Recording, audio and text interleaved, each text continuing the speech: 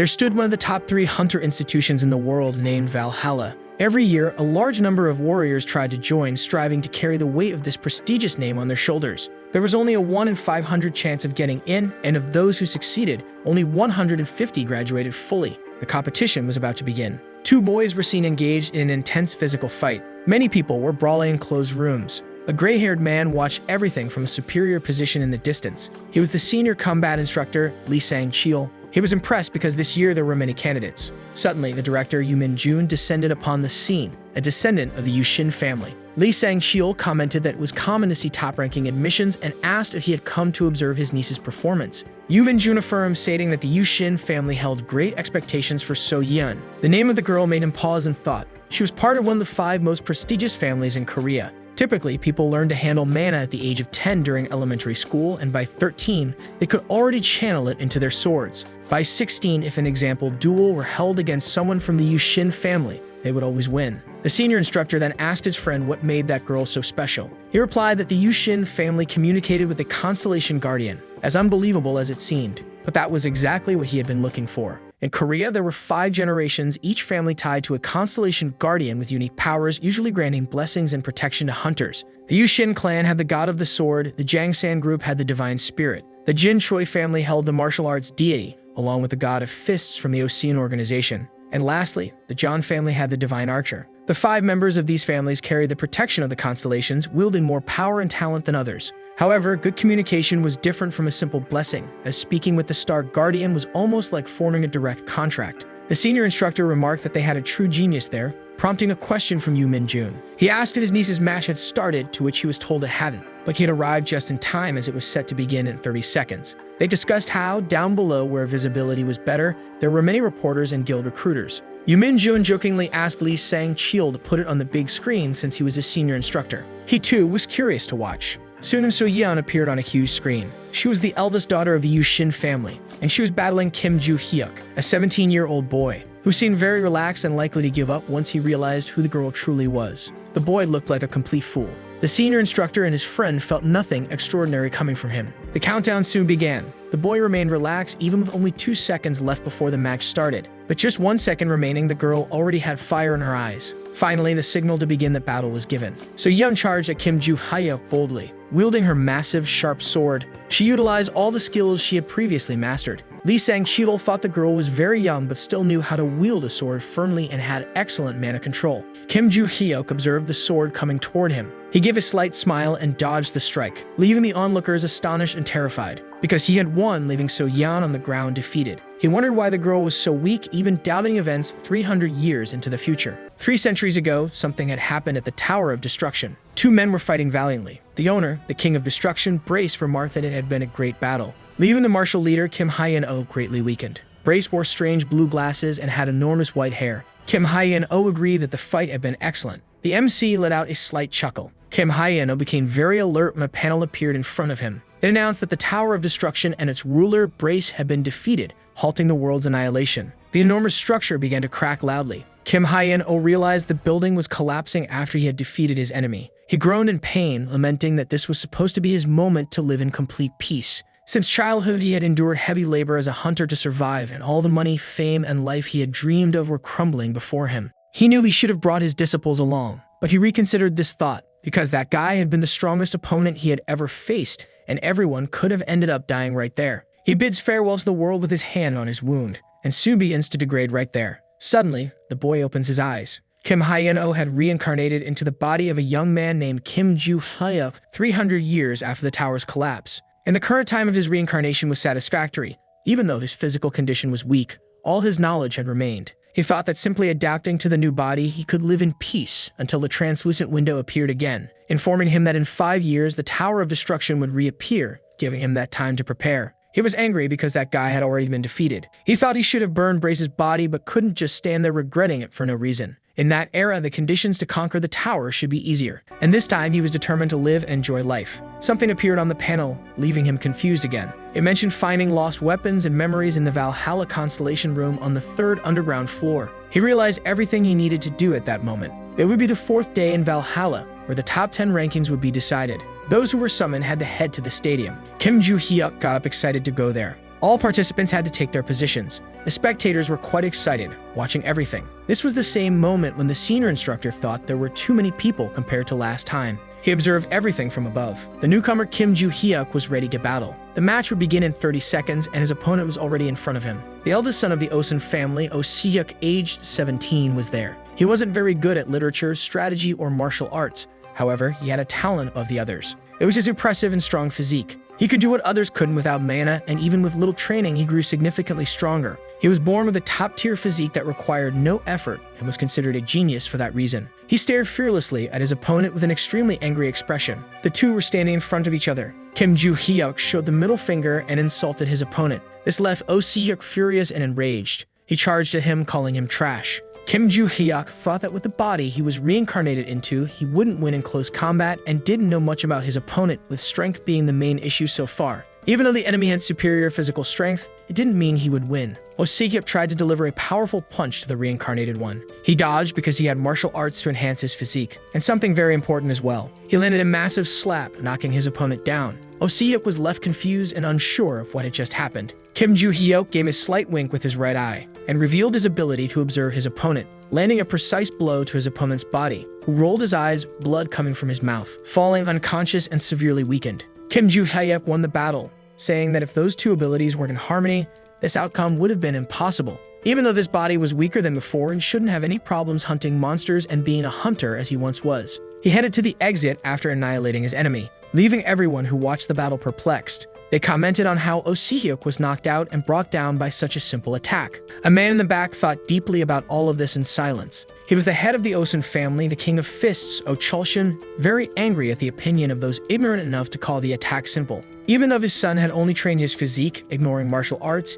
he should have easily dodged that blow. But this time, it was something he couldn't evade. Se-hyuk let his temper get the better of him and just charged at Kim Joo-hyuk. He had even used magic, which he rarely used, to try and end it quickly. But Kim Joo-hyuk tilted his head slightly to dodge. Since he was certain the strike was accurate, he shifted his entire center of gravity forward, making Oh Se-hyuk fly in despair, surprised by the missed punch. His opponent's hand was extended and open at that moment to counterattack. This meant that Kim Joo-hyuk moved faster than Se-hyuk at maximum speed, proving he already had a plan for the battle, and that alone was already a monstrous talent. Oh Chulshin, after processing all of this, remained silent and deep in thought. Unfortunately, many people also recognized the value of that rookie, and not all of them were ignorant. Oh Chulshin thought of the name Kim Joo-hyuk and resolved to ensure the boy would join the family no matter the cost. The stadium lights were turning on. Many fans of Choi Arenuna were there, cheering enthusiastically. The boy was quite impressed by those lunatics who had already served in the military yet were clamoring for a 17-year-old girl, calling her Nuna.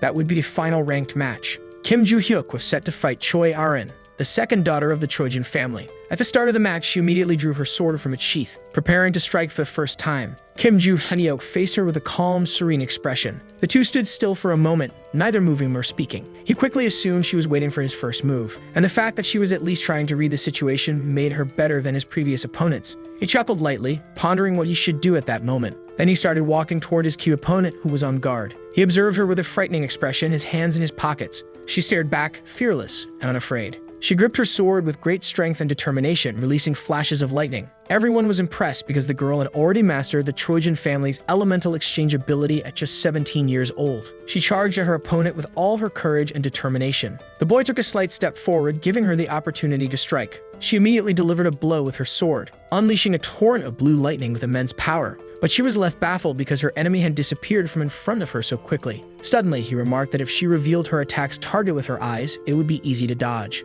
He was standing calmly beside her. She was utterly confused by this, and out of nowhere, she was struck directly on her body. Her eyes widened, showing a mix of pain and agony, yet she felt relieved to have defended the blow. Kim Joo-hyuk stared at her without saying a word. Choi Erin quickly grabbed her impressive sword, flying backward with it in her hands. Kim Joo-hyuk was impressed because the girl had managed to block his blow with her sword, which was why he hadn't felt the impact on a human body, but rather on an object. She thought it was incredibly heavy. Suddenly, a fist touched her sword. Choi Erin stared at her opponent before her, who challenged her to dodge the next attack. Then he unleashed a powerful strike, sending the girl flying far away with a desperate expression. She landed on the ground, sprawled, and left there. The boy thought there was something odd about that attack. It seemed like his posture was slightly off. But in the end, it didn't matter because the victory was secured regardless. The panel displayed the top 10 admissions to Valhalla, and Kim Joo-hyuk ranked first. He was walking nearby, adjusting his shoulder. Suddenly, many voices left him surprised and confused. A crowd had gathered, begging for his attention and acceptance into a group. Annoyed, he shouted at everyone to shut up,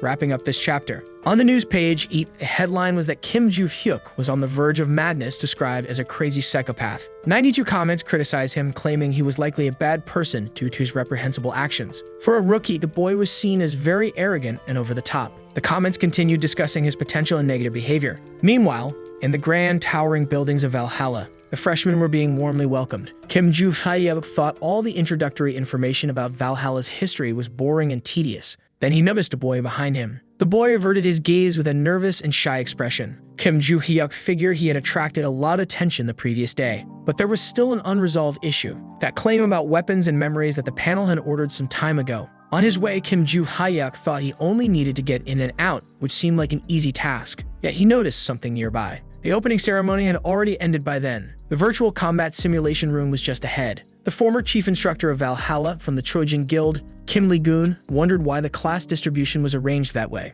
Ahead was Yu Soyeon from the Yushin family, and beside her stood Uren from the Trojan clan. In the middle was Oh Si-hyuk from the Osun group. They had said the classes would be distributed randomly, but 3 of the 5 geniuses from the families were in the same room. And there was something else interesting. The guy glanced at Kim Joo-hyuk and noticed that he was also in that class, completely condemning the man's year. He tried to calm himself to assert control over the situation right away. He introduced himself, saying it was a pleasure to meet the young ones and that he was the person in charge of the class as well as their instructor. First, he pressed a button on the podium he was standing at. All the girls panicked at what happened next. Suddenly, they all appeared in a vast field. Everyone began questioning where they were, as they had been in a completely different place just seconds ago. Kim Lee-gun grasped the hilt of his sword and thought about showing a bit of bloodlust right there. Suddenly, several demonic beings, hideous and terrifying, appeared, filled with rage and wielding various weapons. Everyone began screaming and panicking at the sight of it all. Oh Si-hyuk thought those were orcs and goblins, and there were at least 100 of them. Suddenly, the ugly green monster started moving toward him.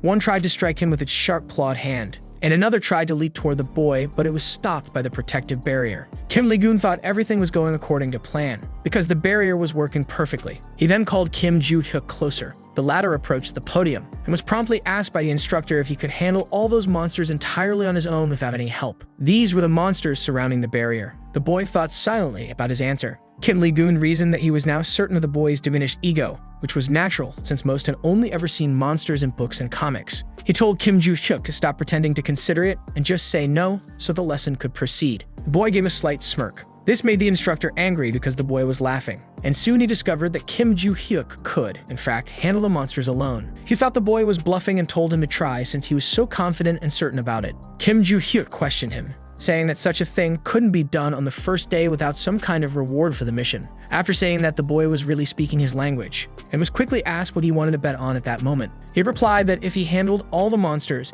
the instructor would fulfill all his wishes as long as they were within his power. The boy placed his hand on his chin, thinking, and said that although it wasn't a big deal, he would accept the deal. The instructor tried to intimidate the boy, who simply asked for the sword quickly. Because it would be impossible to fight barehanded without any weapon to assist, he immediately placed his hand on his sword and handed it over for the boy to use. Kim Joo-hyuk observed the weapon with a delighted and excited expression. He placed it on his back, looking at the enormous challenge ahead. The instructor watched everything with a downcast expression. All the young people were also watching, thoroughly entertained. Kim Joo-hyuk firmly gripped the weapon and began to fight bravely and fiercely against the monstrous beings, concluding this chapter in a furious and angry expression, continuing to bravely eliminate all his opponents. One of them tried to strike him cowardly from behind, but the boy quickly gripped his weapon firmly and blocked the potential strike without a moment's hesitation. He thought he wasn't doing too badly, considering it had been 300 years since his last action with the blade. Back then, due to the monsters, humans couldn't fulfill their roles and all types of weapons were used to kill them.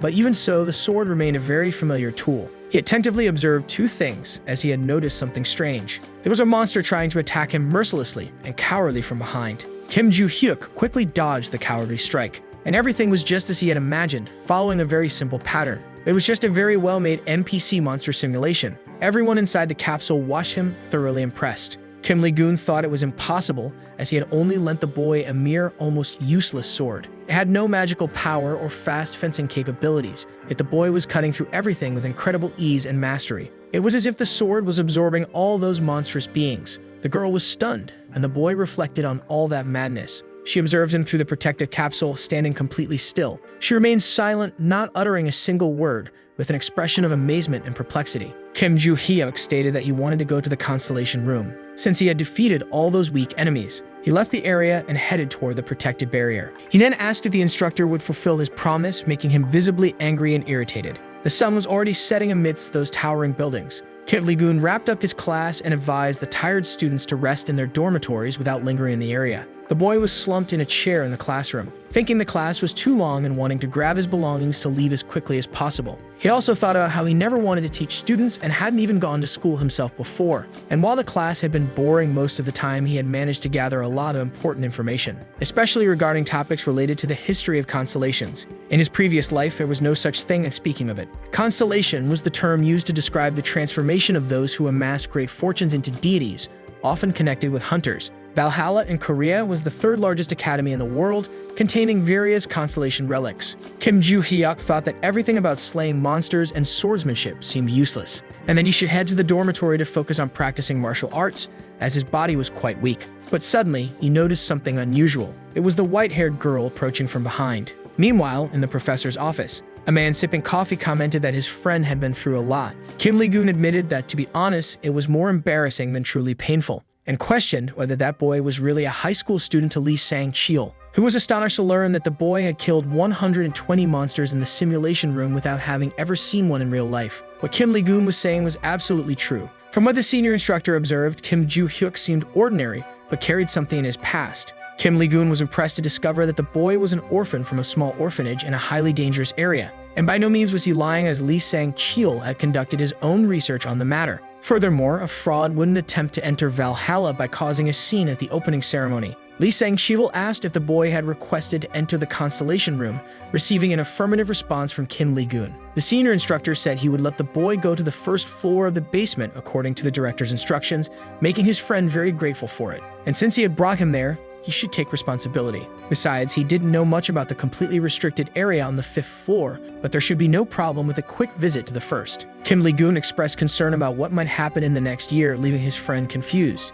His class had 3 students from the 5 families, and it wasn't easy to manage even one of them, which the senior instructor fully understood. He didn't try to comfort him, but mentioned there was an exchange student from the Ventric family in another class, leaving him quite surprised. Rockdale Ventric belonged to the Direct Ventric group. Kim Lee-gun had heard that the boy had been expelled from the British Academy for causing trouble. He took a deep breath, still somewhat worried, and said that after hearing that, he felt his situation was better than the neighboring class. Kim Joo-hyuk looked at the girl with a dubious expression. She also stared back at him without saying a word. He broke the silence, asking what had happened. The girl asked him to teach her all those swordsmanship techniques concluding this chapter. Kim Joo-hyuk didn't quite understand all of it. The girl was very eager to learn the swordsmanship he had demonstrated earlier, but he responded negatively, and she questioned his decision. He replied that it was simply because he didn't want to teach, and since the girl had nothing more to say, he would leave. She looked into his eyes and asked, "Please." He answered again that he simply didn't want to teach her. Insulting her, he called her deaf and told her to stop following him immediately. Because Kim Joo-hyuk had no intention of teaching her,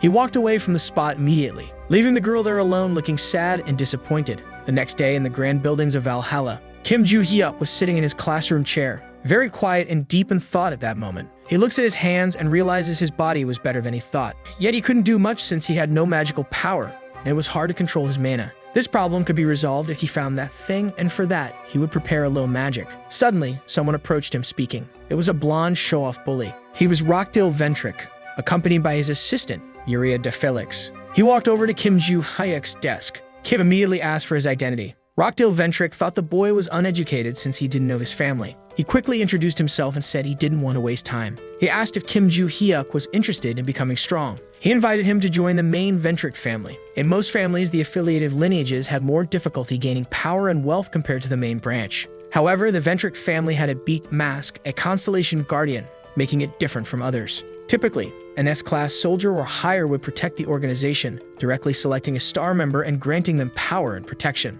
But for the Ventric family, they chose to sign an agreement with a non-constellation-related individual to avoid contractual misunderstandings. Due to this unique decision, the organization held significant power in Europe, and joining it would grant immense influence. With this authority, Rockdale Ventric, supported by his family, had become excessively arrogant. Something had happened not too long ago. Due to an incident at the British Academy, he had been expelled. But he wouldn't cry over spilled milk. At the door of that place, alongside his assistant, he declared he always got what he wanted. And even though he had been expelled before, being from the Ventric family meant they would always find a way to put him back on track. After all, that person would enjoy it too much. Returning to the present, he tried to talk to Kim Joo-hyuk. He thought he could have the boy, who had been the center of attention at the entrance ceremony, on his side. So he offered the boy a proposal to take him to the Ventric family's constellation if he accepted. But he was arrogantly declined. He stood there stunned and not knowing what to do at that moment. His assistant also made a strange face. He became furious, but Kim Joo-hyuk wasn't naive and realized he wasn't truly interested and had just wanted to show off from the start.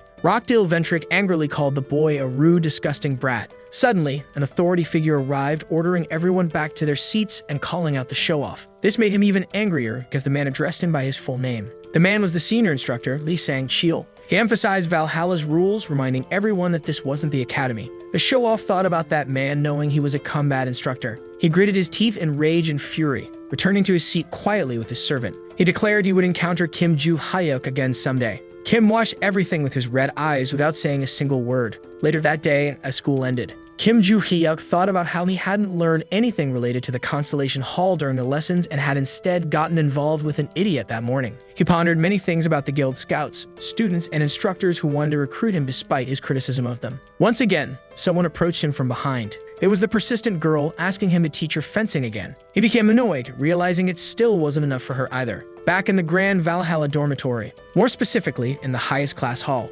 inside someone was seething with anger, smashing chandeliers with uncontrollable fury. It was the annoying and arrogant Rockdale Ventric. He was infuriated by the orphan Kim Joo-hyuk, who had humiliated him. He demanded that Uriah immediately call Dizera as he needed someone to deal with a certain person, ending the chapter. Rockdale Ventric continued to simmer with rage. He once again called his poor assistant by name. She stayed quiet and still as he spoke. He grabbed her hair forcefully and cruelly, demanding she respond immediately. He then asked if she still believed herself to be the eldest daughter of the palace family. He threatened to throw the poor girl out of the group, prompting her to beg him out too. He swiftly threw her to the ground with all his strength. Once more, he ordered her to call Dizera as there was someone for him to deal with. He also instructed her to inform a second-year member of the Rise family that he wanted to see him. The terrified, helpless blonde assistant replied affirmatively. At their Valhalla dormitory, specifically in Kim Joo-hyuk's room, he was meditating with bright blue magic radiating from his body. He was deeply focused on what he was doing. Suddenly, he coughed, releasing a lot of smoke. Realizing once again that his body was truly useless and couldn't summon any magic with it, he entered a deep silence, lost in thought. He began recalling his return to the dormitory that afternoon, when the girl had appeared behind him once again and approached him for the second time. They had already reached the dormitory door and she kept following him. She repeated her request like a parrot, being so irritating and almost begged for action to be taken. He then proposed 10 million won per lesson. The girl looked deeply saddened and disappointed again, and since she probably couldn't afford it, he had decided to leave. Suddenly, she asked for his phone, leaving him utterly confused and unsure of what was going on. He asked why she was doing that. She was adding her number, so it would be easier to transfer the payment, leaving Kim Joo-hyuk even more astonished. Out of nowhere, he received a notification on his phone. It was a transfer of 100 million won, and now he was supposed to teach her his impressive and masterful techniques. He said he wouldn't do it and would decline the transaction. Returning to the present, he reflected on how shocked he had been earlier. How could a high school student have 100 million won? If he were to teach her, he wouldn't have to reveal all his secrets, but the sheer amount of money was overwhelming. He figured he could use it for what he needed, so it didn't matter, even if his mana was as limited as a beggar's. He stood up, ready for his mission, taking his first steps toward victory. He was going to find the secret vault at that moment, even amidst complete darkness. He walked through dense vegetation. He thought about how he had checked beforehand, but most vaults hidden 300 years ago had been destroyed. According to his research, only 4 might remain, and it was likely that just 3 were left. One thing was certain, they would be in the Valhalla Mountains, and he would search without giving up. He began to channel all his blue magic. The vault's location could be determined by sensing the marble, which responded to his abilities and could be detected even with minimal effort. A bright circle appeared on the ground. Finally, Kim Joo-hyuk had found something. He approached the glowing neon blue circle and started digging with his iron shovel, once again realizing how weak his body was. He thought that if he had known about this hardship, he would have buried it in a shallower, more accessible place. And if it weren't for the Tower of Destruction 300 years ago, there would have been no need for any of this. The world had been on the brink of destruction, and there was no safe place for his riches, so he had built great vaults and stored everything there. With great faith, he believed the contents inside would be safe and intact. The sun was already rising over the towering buildings of Valhalla, and at last, Kim Joo-hyuk found what he was searching for, the long-sought vaults of treasure. The location of the lock was a mystery, but he quickly found it. A regular key wouldn't fit in that lock. so he crafted a line of magic, shaping it into a special key. It fit perfectly into the keyhole, and he celebrated his achievement. The door began to open slowly, using all the strength he had in his frail body. At last, he managed to enter the vault, landing on his feet in front of countless golden treasures. With a wide smile of joy and excitement, he even asked how his riches were doing. Concluding this chapter, he stared silently at all that money with a thoughtful expression. Now that he didn't have to worry about money, he could search for what he needed in peace. Suddenly, he was startled by something he saw. The storage stones were right before him. To maintain the vaults, he had imbued them with a bit of magic, and the day to use them had finally arrived. He picked up a magic stone in his hand. It began to emit a bright blue light. This was expected of a storage stone, as its magical power should overflow in exactly that way. He stopped extracting the magic and said he would first take care of the remaining storage stones, deciding to transport the lighter jewels before the heavy gold bars. The day was beautiful in Valhalla. Kim Joo-hyuk was once again sleeping in his chair like a zombie. He thought he must be a cursed lunatic for planning to build a vault in the future, as his muscles were already aching just from digging a little. Suddenly, the girl appeared in front of him again,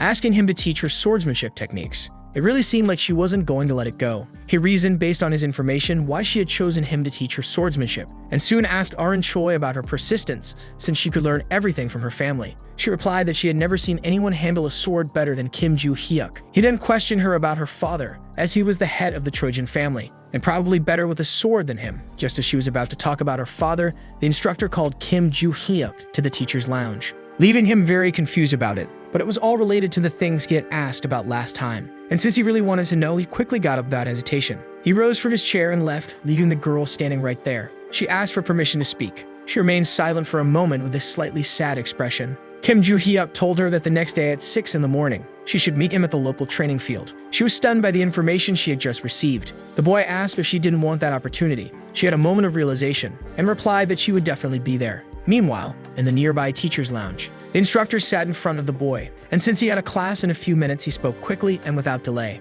First, Kim Joo-hyuk's access to the Constellation building had been approved, and he only needed to go to the building's basement. However, he was not authorized to enter any floor below the basement. He replied affirmatively and promptly asked when he could do it. He found out he could go that same night and confirmed he would do so. Kim Ling-gun was very surprised, as he thought the boy would make a scene about not being authorized to go below the first basement floor. Finally, the two parted ways to attend to their respective duties. The boy left the room immediately after that. Night had already fallen in Valhalla. This was the place they sought. It was the treasure of Valhalla Academy in the Constellation Hall. The boy observed everything around him. There were two guards dressed in black standing and keeping watch. As he carefully observed everything, one of them was speaking into a radio with someone. Kim Joo-hyuk remarked that the security was stronger compared to the main gate and was told that this demonstrated the importance of the Constellation building. He thought not only about the guards, but also about the exterior walls. They were covered with all kinds of magic, completely surrounded except for the entrance. Kim Joo-hyuk wanted to ask his professor for clarification. He then questioned how someone could descend to the second basement floor and whether it would be illegal.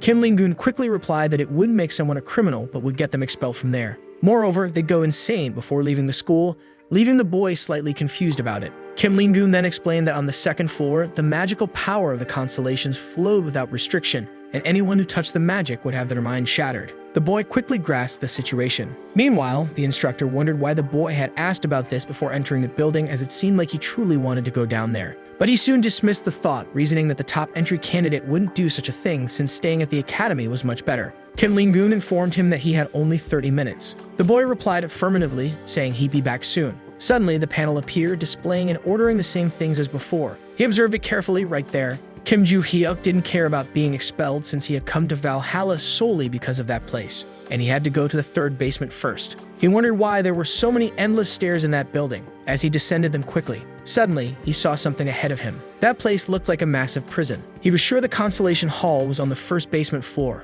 All of it didn't seem that important, leaving him uncertain about going deeper. Suddenly, the panel appeared again, informing him that the requirements were met and that he was being transported to the hall, leaving him uncertain about what was happening and where this place might be. Suddenly, he began disappearing from there along with the panel. Someone possibly familiar greeted him in the new location. It was the infamous enemy, Brace. He looked at Brace, utterly surprised and wearing a terrified expression. Brace remarked that after 300 years, this was their reunion. Suddenly, in the middle of his speech, he received a strong punch to the face. Kim Joo-hyuk had delivered a direct blow to his enemy, and he was quite pleased to see that cursed figure. Brace asked his enemy to calm down, but he received another punch to the face. He tried to pacify the situation for a proper conversation, but yet again he was struck because Kim Joo-hyuk only wanted his death. All of his attempts to stop the fight were useless. He was already on the ground, weakened and defenseless, and Kim Joo-hyuk was growing tired of fighting. He then remarked that he wasn't the kind of person who used fists, but this case was different because Brace had destroyed his future. On top of that, Brace had ruined his wealth, honor, and all the time he had invested in his disciples.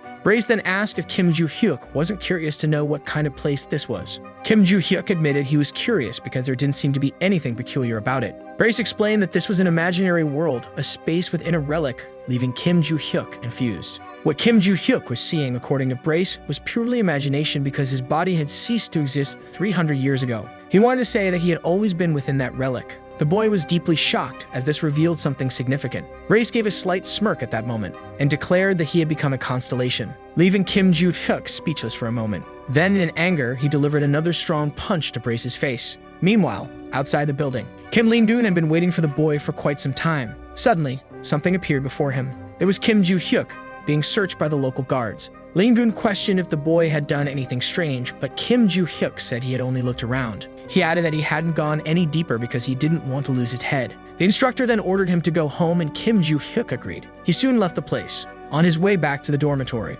he recalled the reunion with his terrible enemy from the past. He didn't care that Brace had become a constellation, he only wanted an answer about what that transparent notification panel was. Brace claimed to know nothing about it, and immediately received another punch to the face because Kim Joo-hyuk wasn't joking around. Brace explained that after being killed, he had been trapped in that thing for 300 years without any power. Kim Joo-hyuk calmed down after hearing this, opening his hand, discovering that Brace had also received that same notification. The information stated that Brace was to contact the reincarnated Kim Joo-hyuk to retrieve his memories. And because of that, a suspicious figure had emerged, making him question the reason for becoming the owner of the Tower of Destruction. Kim Joo-hyuk was shocked and uncertain about who this man was and what he was doing. Brace then admitted he didn't know, as part of his memory was missing and wouldn't return all at once. He then asked what Kim Joo-hyuk's notifications said. Kim Joo-hyuk explained that the notifications instructed him to find a weapon and memories, but he couldn't read the lower part as it was censored by some symbols. He also didn't recall losing memories because he still remembered the tower. Brace suggested that perhaps not everything had come to his mind yet since he had already found the weapon,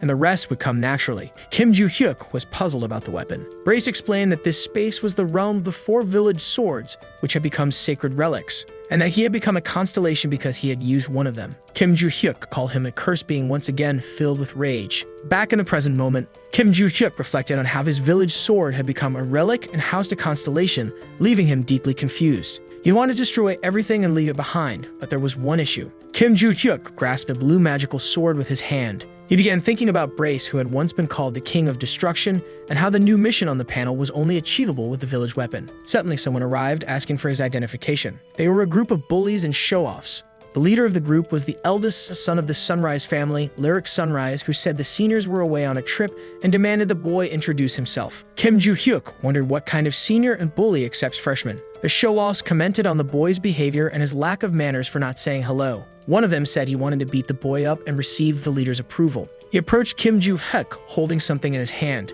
But as he started talking about the differences between first and second years, he took a massive kick straight to the chest. Kim Joo-hyuk told the thugs to come at him and stop talking so much, ending the chapter. The short-haired show-off groaned in pain and agony from the kick he had taken. Kim Joo-hyuk leaped, preparing another precise strike, and delivered another blow, this time to his talkative enemy's face. The boy flew far, utterly destroyed and severely battered. He landed on his backside, causing a loud thud in the area. Finally, he hit a wall, stopping abruptly. The blonde boy thought Kim Joo-hyuk was insane and reckless. His eyes widened as he stared at him in fear. He noticed that the boy, who moments ago had no weapon, now wielded a sword. Kim Joo-hyuk commented that the perfect grip felt incredible, something he hadn't experienced in a long time. He quickly ordered the thugs to attack because if they delayed, they'd be crushed. 3 hours earlier, Rockdale Ventrick told the blonde boy he only needed to do something very simple. It was just to deal with one weak, useless student. And in return, a reward benefiting the Sunrise family would be given immediately. He provided the identification of the first-year student he wanted targeted. It didn't matter if the boy used weapons, as the mess would be easily cleaned up regardless. Finally, he asked if the boy would accept the proposal. The blonde boy said he understood everything and accepted it. He left, slamming the door hard and quickly without hesitation, thinking that the boy's first-place rank didn't matter because he was a first-year novice and couldn't compete with someone from the second year. The difference in rank between people was inevitable due to the first year's contracts with the constellations. Valhalla students had to visit the constellation room in the second semester of their first year to form a contract and become second years. Once they became contractors, they could invoke and use the power of the constellation, and in the blonde boy's mind, Kim Joo-hyuk didn't have an active guardian. He thought it would be easy to crush the boy. That's what he believed, but there was a problem with all of this. At that moment, the boy was already moving his sword, striking down yet another show-off. One of them cursed him, holding a sharp, blood-red knife. But suddenly, he heard something approaching him. It was the rookie's sword mercilessly annihilating him without hesitation. Out of nowhere, Kim Joo-hyuk heard something heading in his direction. It was another thug trying to attack him cowardly. The boy swung his sharp, pointed sword, but it struck only the dirt floor. The attacker stood there, confused as he had missed his powerful, strong strike. And Kim Joo-hyuk was already beside him, mocking him relentlessly. He promptly landed a precise sword strike to the thug's filthy, ugly face. The attacker flew far from the spot, leaving his friends stunned at what they were witnessing. And finally, after flying through the air, he landed headfirst on the ground brutally and harshly. The blonde boy was shocked as the rookie was taking down the second years one by one without even breaking a sweat. Before becoming contractors, second years should have better skills than first years, but these had proven to be useless and weak. The blonde boy wondered about the strange, unprecedented swordsmanship technique. It seemed like the boy was just moving around with moderate strength, but those hit could barely stand.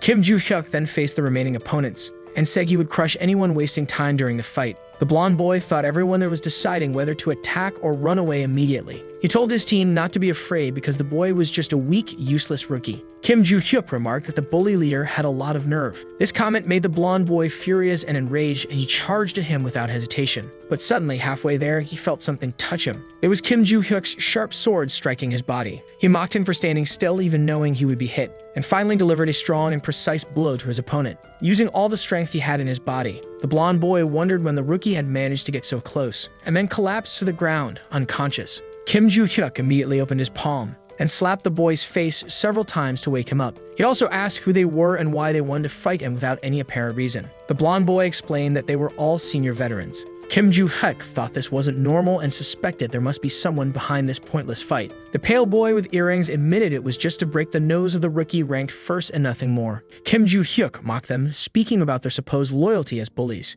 And as he was leaving, he was called back by the arrogant little boy. The boy warned him that if people found out about the incident, the rookie would be expelled immediately. But Kim Joo-hyuk didn't care, saying everyone would know about this embarrassing and shameful defeat for the losers. Several second-year students had attempted to beat up a freshman but ended up losing miserably, which would be humiliating if it got out. So the blonde boy should think carefully if he wanted any chance of joining a guild. Kim Joo-hyuk left after saying that, leaving everyone on the ground, beaten and humiliated. The clock struck 8:28. Rockdale Ventric anxiously waited for a call with great anticipation. Suddenly, Varric Sunrise called him, leaving him excited. He immediately asked the boy if the beating had been delivered as promised, but the boy simply revealed the contractor's name at that moment and informed him that he was withdrawing from the job and relinquishing the responsibility, ending this chapter. The chapter begins with Rockdale Ventric being stunned by the boy's words. The blonde boy advised him to stay away from anything related to Kim Joo-hyuk from now on. He reflected on what had gone wrong with that cursed boy because just hours ago he had been confident. He suggested filing a report with the administration, because if there were any visible bruises left, there would likely be enough evidence to proceed. If the blonde boy did what Rockdale Ventric requested, he would be rewarded and sponsored by the family. But the boy thought that even with sponsorship from such a powerful group, they wouldn't be able to recover their lost honor. He then hung up on Rockdale Ventric, leaving him furious and enraged. He cursed the boy and smashed his phone to the ground. His assistant simply watched the scene, standing still and silent. He then called for Yuria, who responded affirmatively. She had already carried out Rockdale Ventric's orders, but since Desera was far away, it would take a long time for him to arrive. This made him even angrier because the boy was so distant. Meanwhile, in the beautiful country of Mexico, more specifically at the Aripia Academy, several boys lay sprawled on the ground. A brute was looking at his high-tech phone amidst all the chaos. He was the fearsome Desera Ventric and noticed that his brother wanted him to go to Korea because he would have to deal with someone named Kim Joo-hyuk, and the reward was already prepared, leaving him excited to hear this. He thought there was no one he could turn to for money after being kicked out, and now a great turnaround had happened in his life. The next day, at 6 p.m. in Valhalla's Grand Training Hall, Kim Joo-hyuk was impressed by the size of the enormous space and was already excited, ready to run tirelessly with great determination. Suddenly, someone arrived and questioned his presence there. He discovered it was Barch in the sealed sword, leaving him surprised. Kim Joo-hyuk was only impressed because he thought the boy had escaped somehow and would need to beat him up and put him back. But since that wasn't the case, everything was fine between them. Kim Joo-hyuk planted his feet firmly on the ground and began stretching while asking questions to his fearsome enemy. He talked about the sword that had become an artifact and was currently being kept at Valhalla, as well as how they had left the Constellation Room with it. Kim Joo-hyuk was concerned because Brace had swapped the weapon for a slightly identical replica. He was questioned about how he had learned to do that and replied that even after losing all his power, he could still create such forgeries. Kim Joo-hyuk discovered that Brace didn't know why he had such strange abilities. Suddenly, the gray-haired girl arrived at the scene. While Kim Joo-hyuk was still stretching his body, he was surprised by the girl's presence. She then asked about the swordsmanship lessons, but the boy wasn't going to teach her at that moment.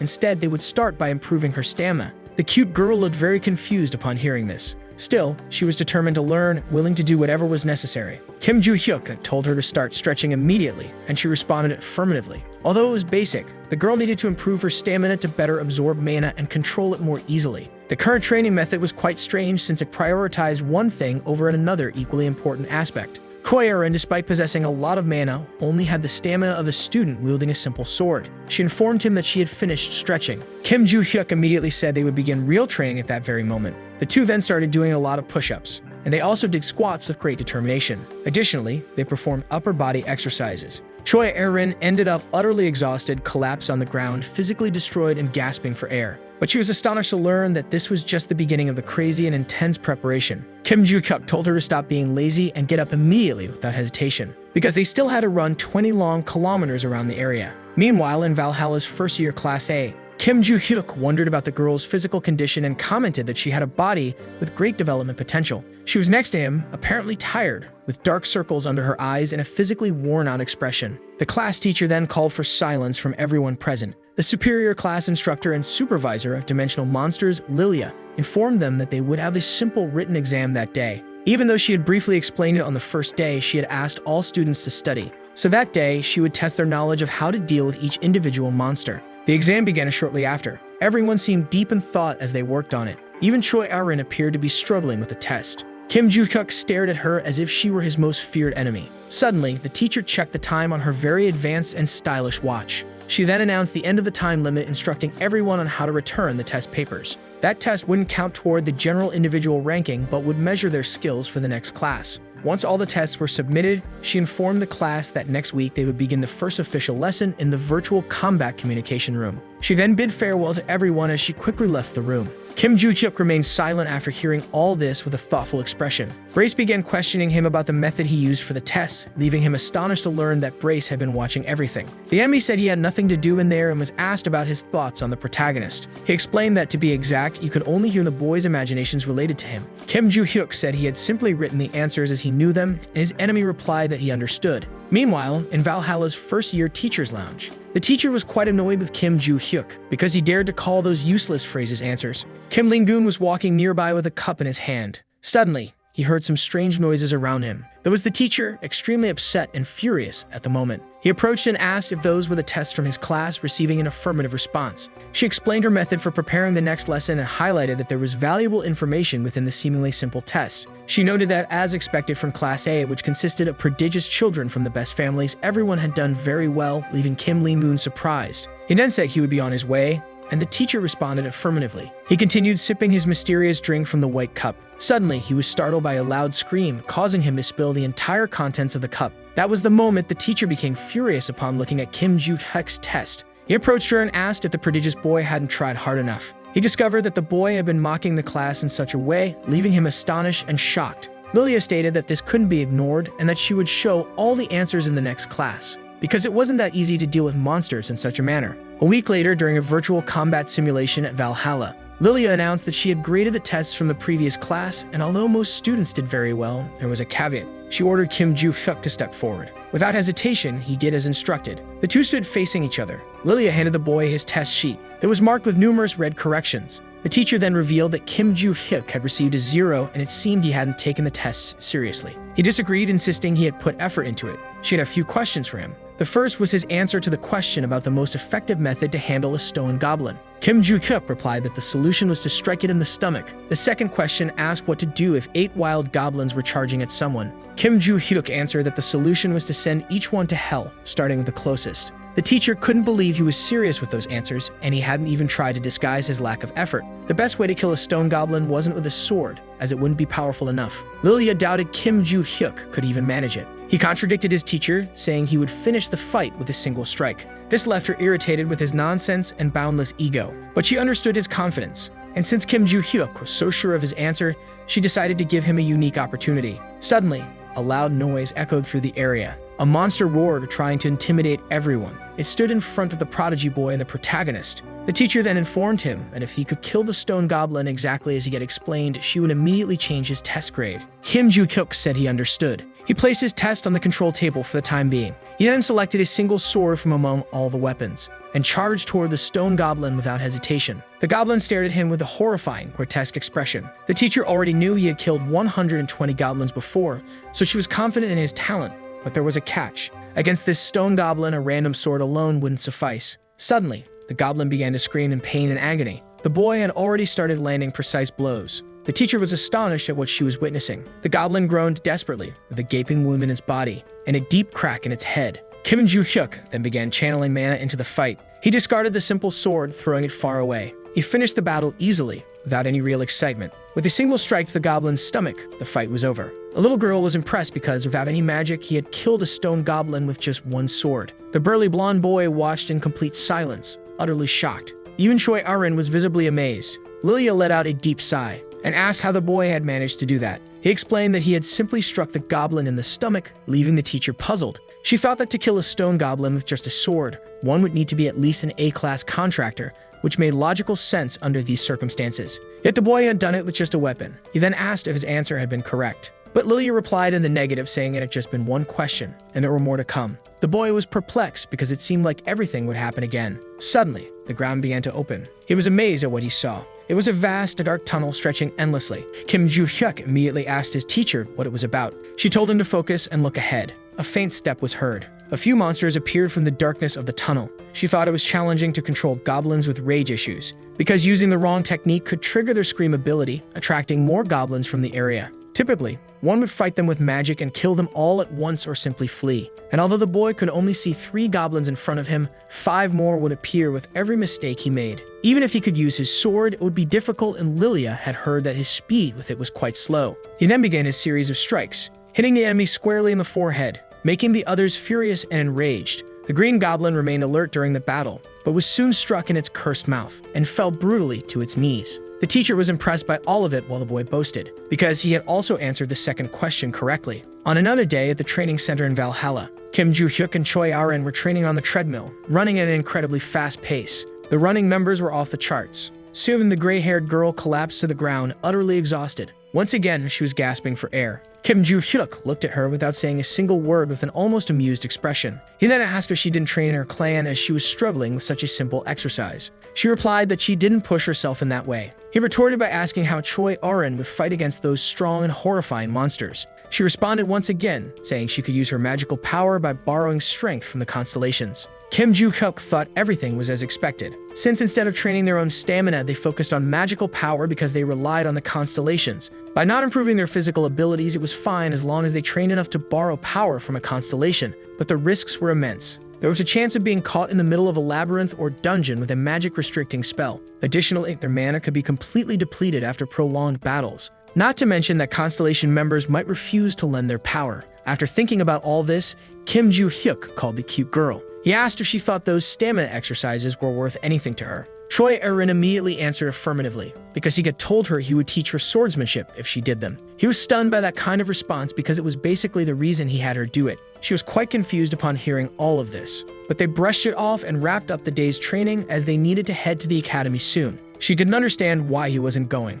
Kim Joo-hyuk explained that he was going to do one more set of physical exercises. He asked if she wanted to join in too, but he reconsidered and dropped the question. Choi Arin quickly bid farewell and left the place, leaving Kim Joo-hyuk alone, holding a giant weight. Brace immediately asked if Choi Arin was the girl's real name, to which his enemy replied affirmatively. The villain was astonished that she had endured the training without even complaining. Kim Joo-hyuk explained that he had only decided to train her in swordsmanship because she had pestered him so much. He also responded to another of Brace's questions, saying he had never revealed the truth to her, but he suspected she already knew. Both of them found it interesting that the girl had grasped his strength just by observing, which was why Kim Joo-hyuk would teach her some skills. Suddenly, the boy heard something around him. There was a muscular man bench pressing right there, with enormous heavy weights. The guy was drenched in sweat and groaning from the effort. Out of nowhere, he also noticed Kim Joo-hyuk's presence. The two stared at each other briefly, without saying a word. Kim Joo-hyuk then asked how long the man had been there. The man explained that he had been around since the beginning, as it was customary for him to train after class.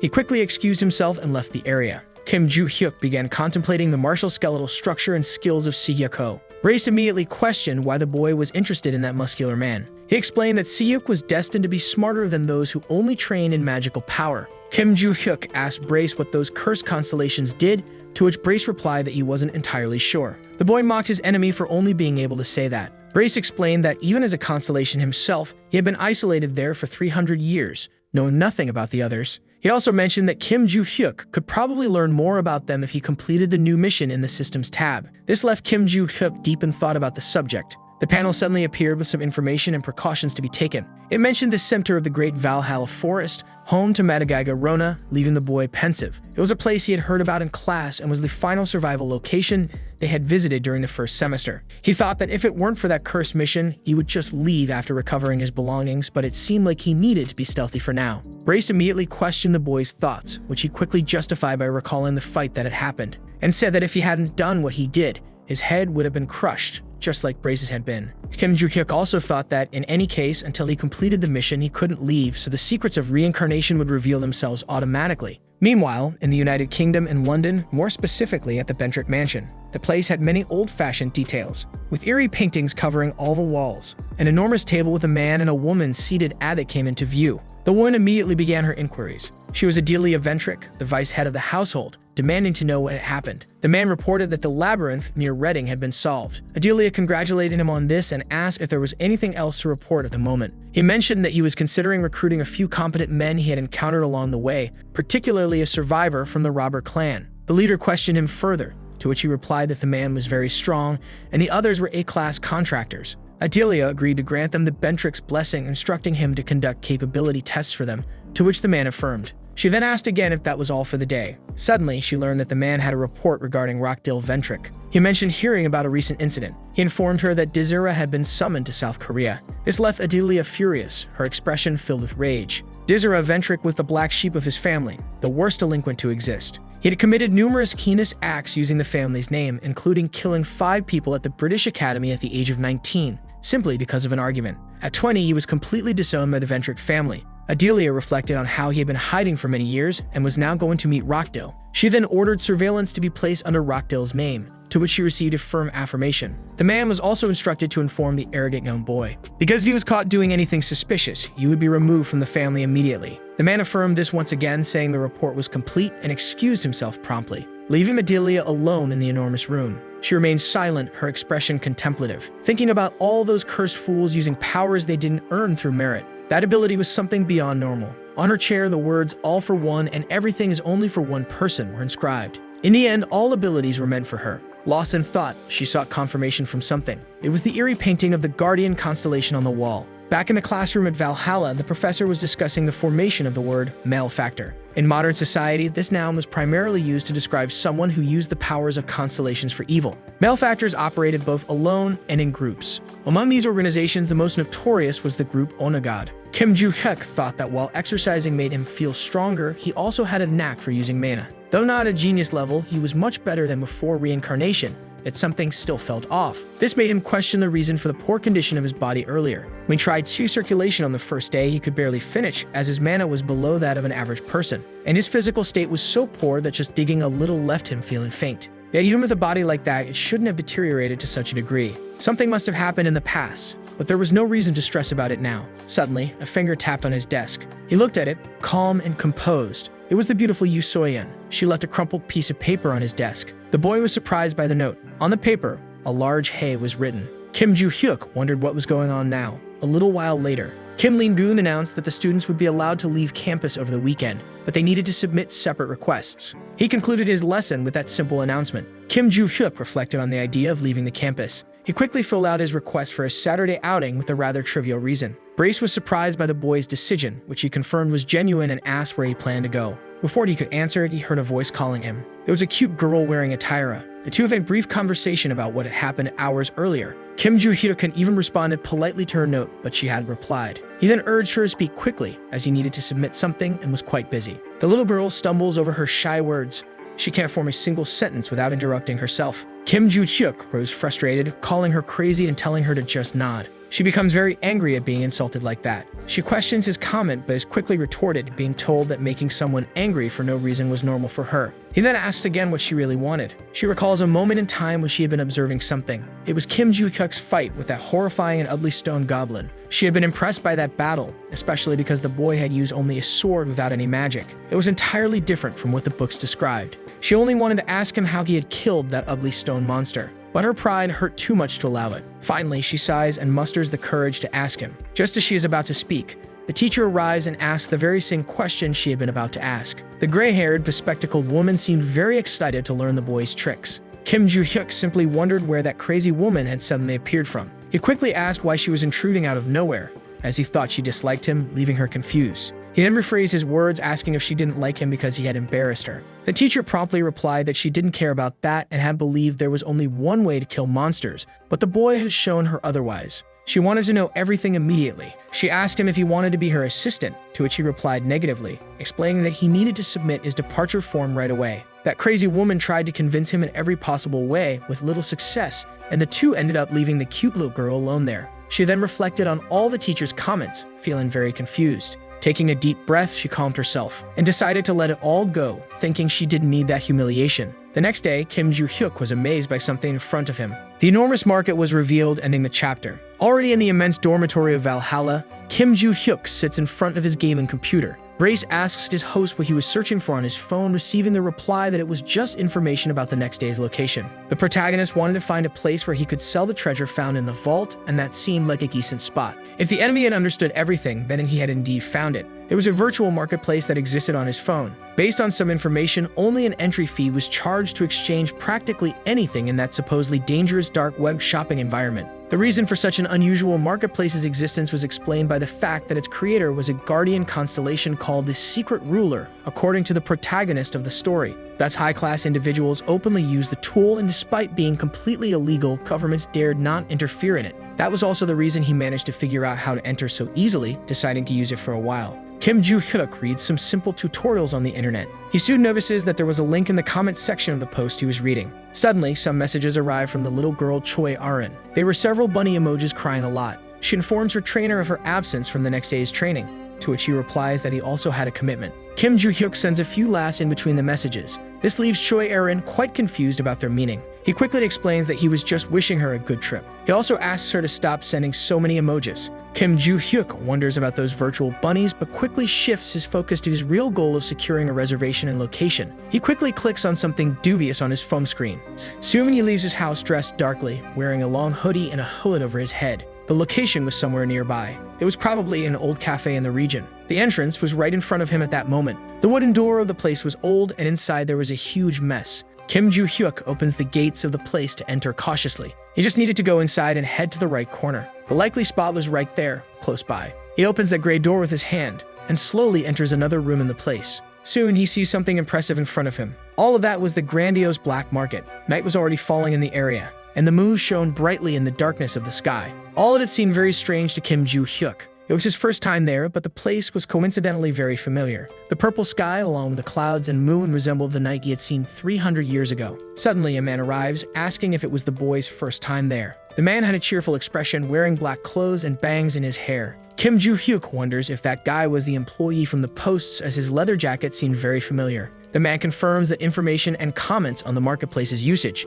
but the protagonist only knew the rules to a certain level. He quickly hands the man a thick bundle of cash, which the guy thanks him. Kim Joo-hyuk, after doing that, reflects on the money he spent and was about to earn there. There was something he wanted to ask the man in black. The question was where to find the right place to sell all the jewels he had. But he didn't want to auction them, as the man in black assumed. Instead, he just wanted to get rid of them quickly. The man responds that he should go to the market in the 3rd district, as many merchants there would buy anything. Kim Joo-hyuk hesitates, wondering who the most trustworthy guy in the area might be, and the man replies that it's a certain Morris known for offering the best prices. The man in black provides directions to the 3rd district, leaving the little visitor very grateful. But he had one more small piece of advice. He recommended that Kim Joo-hyuk wear a mask in that area. He explains that due to the nature of the goods traded there, everyone wore something to cover their faces most of the time. And that mask was a complimentary gift given to Kim Joo-hyuk, who thanks him from the bottom of his heart. The man in black asks him to enjoy his time in the area. Now in the 3rd district of the Grand Black Market, a man in a white mask is seen observing a beautiful, shiny diamond stone. Soon, Kim Joo-hyuk approaches, asking for his identity.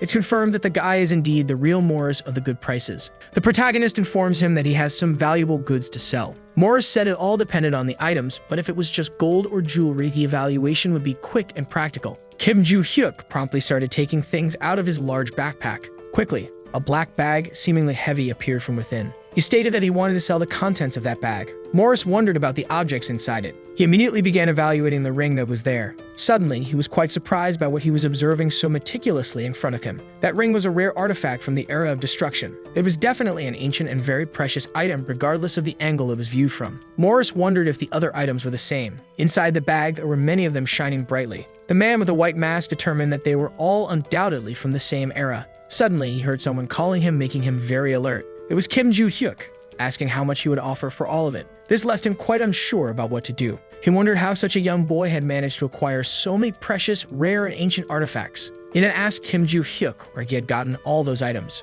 The latter replied that such questions probably shouldn't be asked in that place. Morris, known for his fair prices, quickly apologized for it. He regretted the mistake he had made, which put his good reputation as a negotiator at risk. He then said he didn't know how much to offer for everything. He couldn't process those items as they were artifacts from the era of destruction, and he lacked the capital to buy them all. Kim Joo-hyuk then considered the rarity of the pieces and asked where he should go to get a fair price. Morris explained about the tall auction building on the way. Another question was directed to him regarding how long the auction would take. He replied it would take 2 to 3 weeks because many people book sluts, making the process slower. After another question, Kim Joo-hyuk found out he would need to return to the market personally afterward. He lamented learning about all these frustrating procedures. He quickly asked the approximate value his goods would reach at the auction. This made Mr. Morris very thoughtful. He soon picked up his cell phone. He showed the approximate value, leaving the young man very surprised. The boy thought about how many zeros were on that screen and how expensive the goods were in the past, which is why he had kept them. He then asked how much of that value Morris would not have. Based on the estimated value, the man replied that he had only 3/4 of the total amount if he sold everything he owned. Kim Joo-hyuk, slightly confused, asked if that was truly the case. He then decided to accept the offered amount immediately. This left the man with the white mask very surprised, astonished, and perplexed. The artifacts from the era of destruction had a high value for another reason beyond their age. The other major reason was the constellations. These began to appear after that era and strangely reacted well to artifacts originating from that time. Morris thought that a powerless person could form a contract with a powerful constellation thanks to those objects, and the alchemist's zone remained active. Holding a shiny and very magical ring between his fingers, he was impressed after a second inspection, as the mana in the accessory flowed perfectly. The magic released at the end of the era of destruction still seemed present and bore all the signs. He was very pleased, having purchased 8 artifacts from that era for such a low price. Morris grabbed the little bag in which the jewels had been brought to him. He celebrated as he placed them inside, thinking it was truly his lucky day. Suddenly, he felt someone approaching. His eyes widened in fear. Standing there was a man dressed in black, wearing a frightening black mask. Thus ended the character's participation in that scene of the story.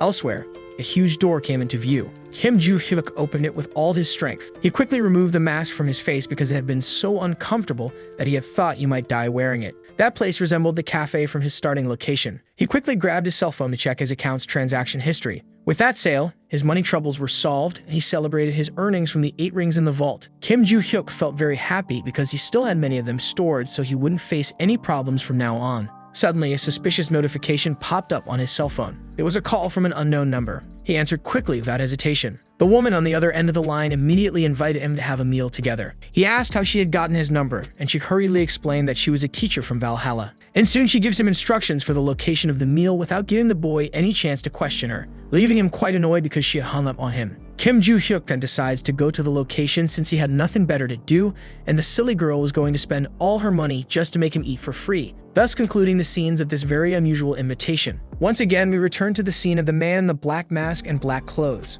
Morris asks why that man is there, and the man questions if their relationship is really that bad. Morris explains that a normal merchant cannot simply talk to the owner of the market, even if they've met a few times. That man standing there was the owner of the place known as the Black Cat, who comments that he greatly admires the merchant for treating him in that way. Morris asks why the Black Cat is there again. He explains that it's nothing significant, just that the merchant's participation in the auction for the first time in a long while seemed very strange to him. Morris quickly comments that the anonymity of the registrations seemed to be very flawed after all. The Black Cat explains that as the real owner of the market was a constellation, he could access any information they wanted, and he immediately asked to see the items listed for the auction. Morris agrees without any issue, though thinking that the Black Cat's interest in all of this was very strange as it was his first time doing this. He quickly throws the black bag containing the items from the era of destruction onto the table, leaving the little Black Cat deep in thought and speechless. He soon comments on the value of those objects, leaving Morris confused about what he was talking about so suddenly. Out of nowhere, a panel appears saying that the constellation on the other side is watching in shock. The message repeats incessantly on the device.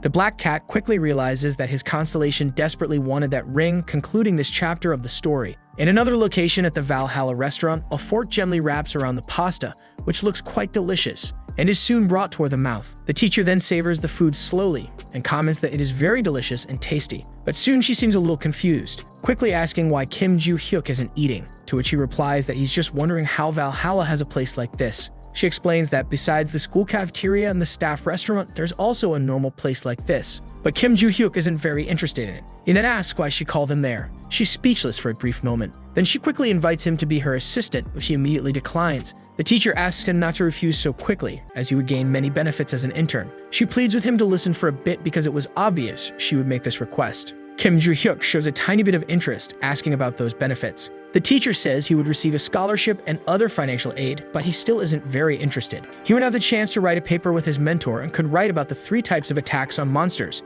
If that happened, his name would be listed in the World Association of Monster Research, gaining much glory and wealth, but he still doesn't care. The teacher keeps trying to convince him, even offering more days off from school, but Kim Joo-hyuk remains unimpressed, leaving her deep in thought about her next persuasive proposal. She tries to appeal to his oversized ego and fails miserably. Frustrated, she tries to end the conversation by imposing that he become her assistant. Kim Joo-hyuk responds again that he doesn't want to, thinking that her proposals weren't tempting or decent enough to accept. His urgent goal at that moment was to reach the center of the great forest, and even with the teacher as his instructor, it would be difficult to pass the performance evaluation. The protagonist then delivers a checkmate in the conversation, firmly stating that he doesn't want to be an assistant or write papers, leaving her very upset. The teacher quickly proposes to exchange information instead. She suggests giving some news of interest to Kim Joo-hyuk in exchange for the mysteries of the impressive monster attacks. He's interested in this, quickly learning that the gossip was about Choi Erin. Kim Joo-hyuk soon says he's no longer interested, while thinking he was only helping the girl, but then hears that she might be disowned by her own family. He's left a bit speechless upon hearing this, and quickly tries to leave, leaving his teacher desperate. Kim Joo-hyuk explains that he's finished eating and the benefits weren't attractive enough, so he should leave. The teacher becomes very angry because she expected some information in return. He tries to explain that he doesn't care, but has already heard everything. Kim Joo-hyuk asks permission to ask something he's very curious about. He asks why the teacher seems so strict in class despite being overly childish. She explains that as she teaches about mysterious monsters, many problems would arise if they were treated as a joke. The attacks could directly impact the students' survival rate, and since they were somewhat foolish, more strictness was required. Kim Joo-hyuk thinks it's all just a simple ideology, but it wasn't only that, it was the duty of a true teacher. He mockingly scoffs at these things in a very arrogant manner. As he was about to leave, the teacher calls out to him again. She presses him for information but doesn't succeed, thus ending these funny and tense scenes of the story. Meanwhile, in Sejong at the Choijin family's temple, a man was seated at a table in front of 2 young people.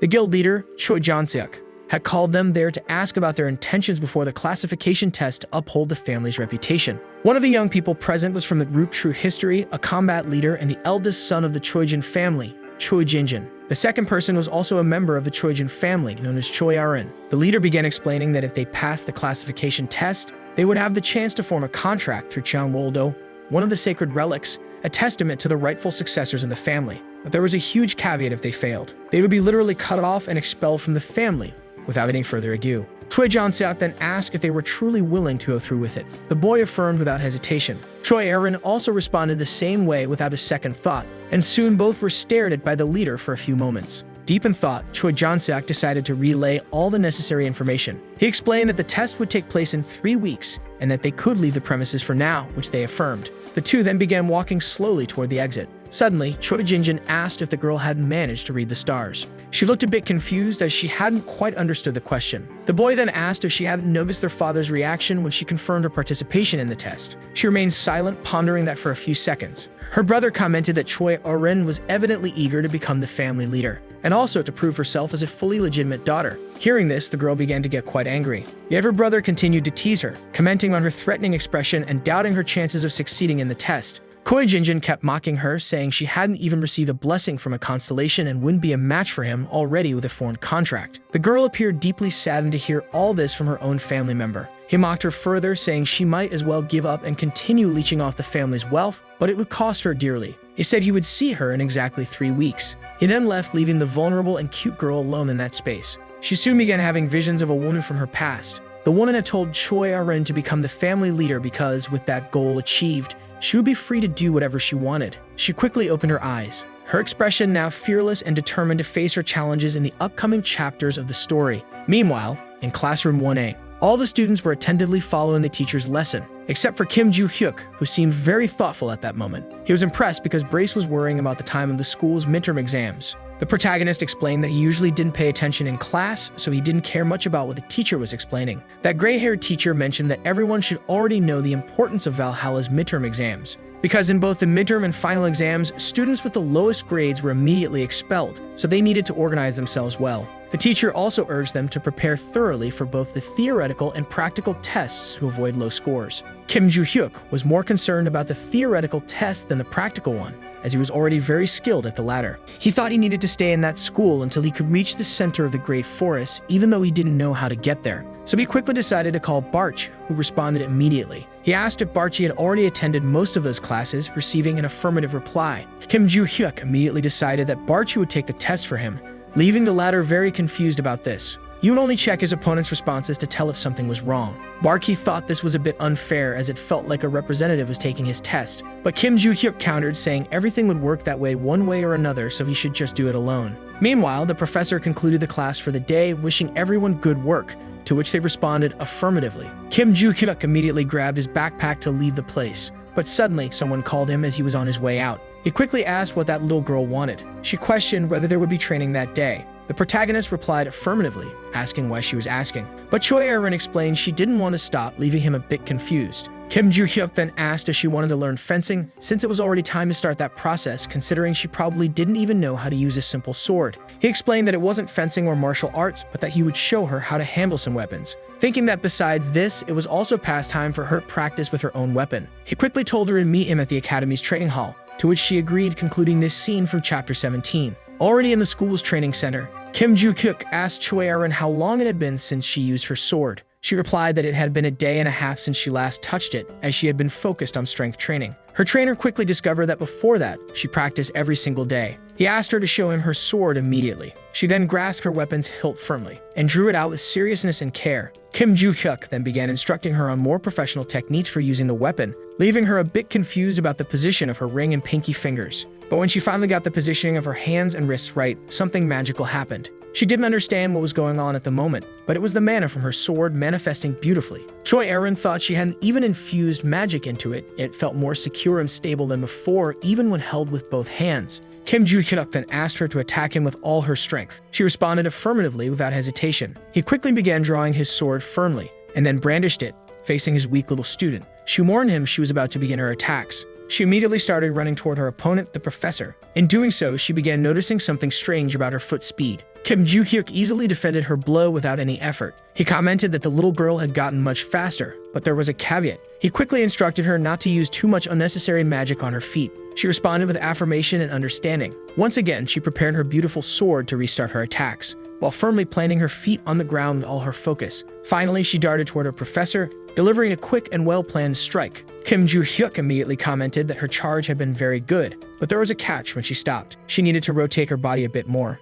Choi Erin said she understood those instructions for improving her strikes. Kim Joo-hyuk quickly asked her to attack him without mercy again. She replied with an unhesitant okay. She quickly began implementing her battle strategies, trying to land several strikes on Kim Joo-hyuk's chest. Her attacks were so fast that the sword left trails of light in the air. The protagonist tirelessly tried to dodge those blows, successfully doing so as her sword only hit the ground. The two stared at each other briefly after that. Choi Erin thought everything was going as expected, while she bravely faced her opponent, trying to strike him mercilessly, with no intent to give up. She was much stronger now thanks to Kim Joo-hyuk's impressive and useful training, who faced her bravely with a calm and serene demeanor amidst the battle. The duel was so intense that their swords clashed mid-fight, ending this tense and productive chapter. The sun was already setting over the Grand School of Valhalla. The scene then shifted to the training room in the area, where Choi Erin and Kim Joo-hyuk were still training hard. The little girl was already very tired, her breathing heavy. Her trainer then announced that an hour had passed, deciding to end the training for the day, to which she agreed affirmatively. The girl in the pink outfit soon sat down, breathing heavily and visibly exhausted from the battle. She watched her trainer sheath his sword. She thought that his weapon handling was sharper than ever and couldn't even be compared to his skills during the opening ceremony.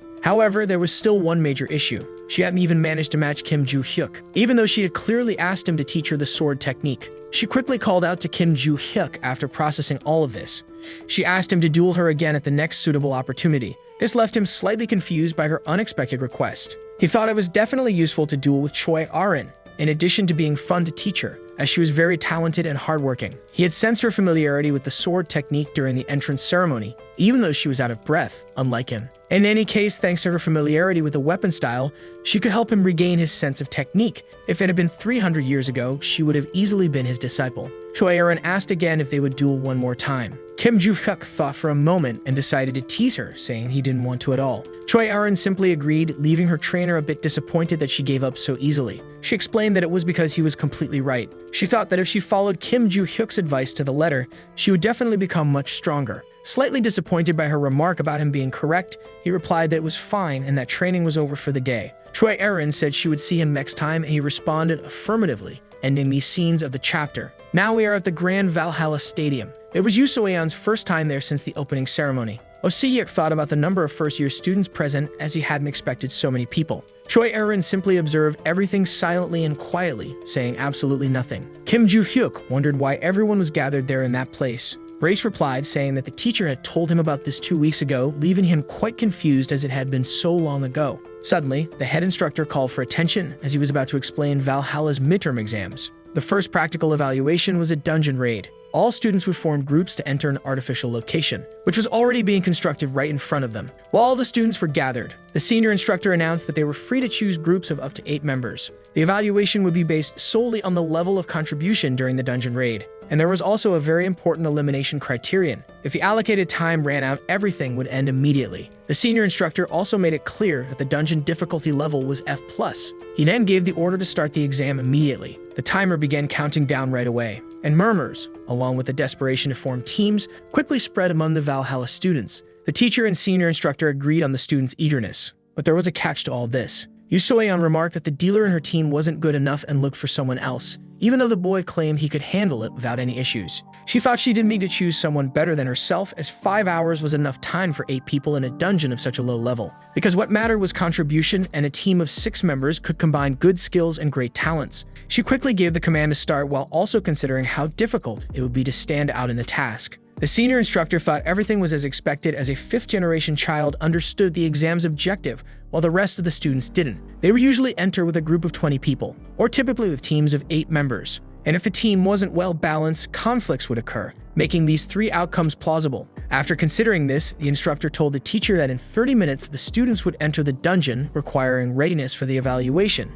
to which the teacher affirmed. Meanwhile, Kim Joo-hyuk stood still amid it all, wondering if the students who had already entered were being evaluated. He was a bit confused and lost about everything happening in the place. Choi Erin was also there alone, quiet and shy. Kim Joo-hyuk quickly realized that she hadn't entered the dungeon yet. He immediately asked her what she was planning to do, since everyone else was already prepared and inside the dangerous location. Choi Erin promptly replied that she would do whatever Kim Joo-hyuk told her to do, leaving him slightly confused after hearing this. He thinks about when to come over the girl, as she had been trying to follow his words like a sword since the last training session. Soon, Kim Joo-hyuk says you will enter completely alone. She responds that she will also enter without a companion, but he doesn't care much, as everything seemed quite easy in his eyes. He then leaves, leaving her alone. She remains silent and unresponsive after all that. Some boys comment about Choi Eun being alone and without a group. One of them decides to approach her, looking to start a conversation. He tries to convince her to join his group with a sweet and kind invitation, but she apologizes and says she will enter alone, rejecting everything. The boy tries to stop her,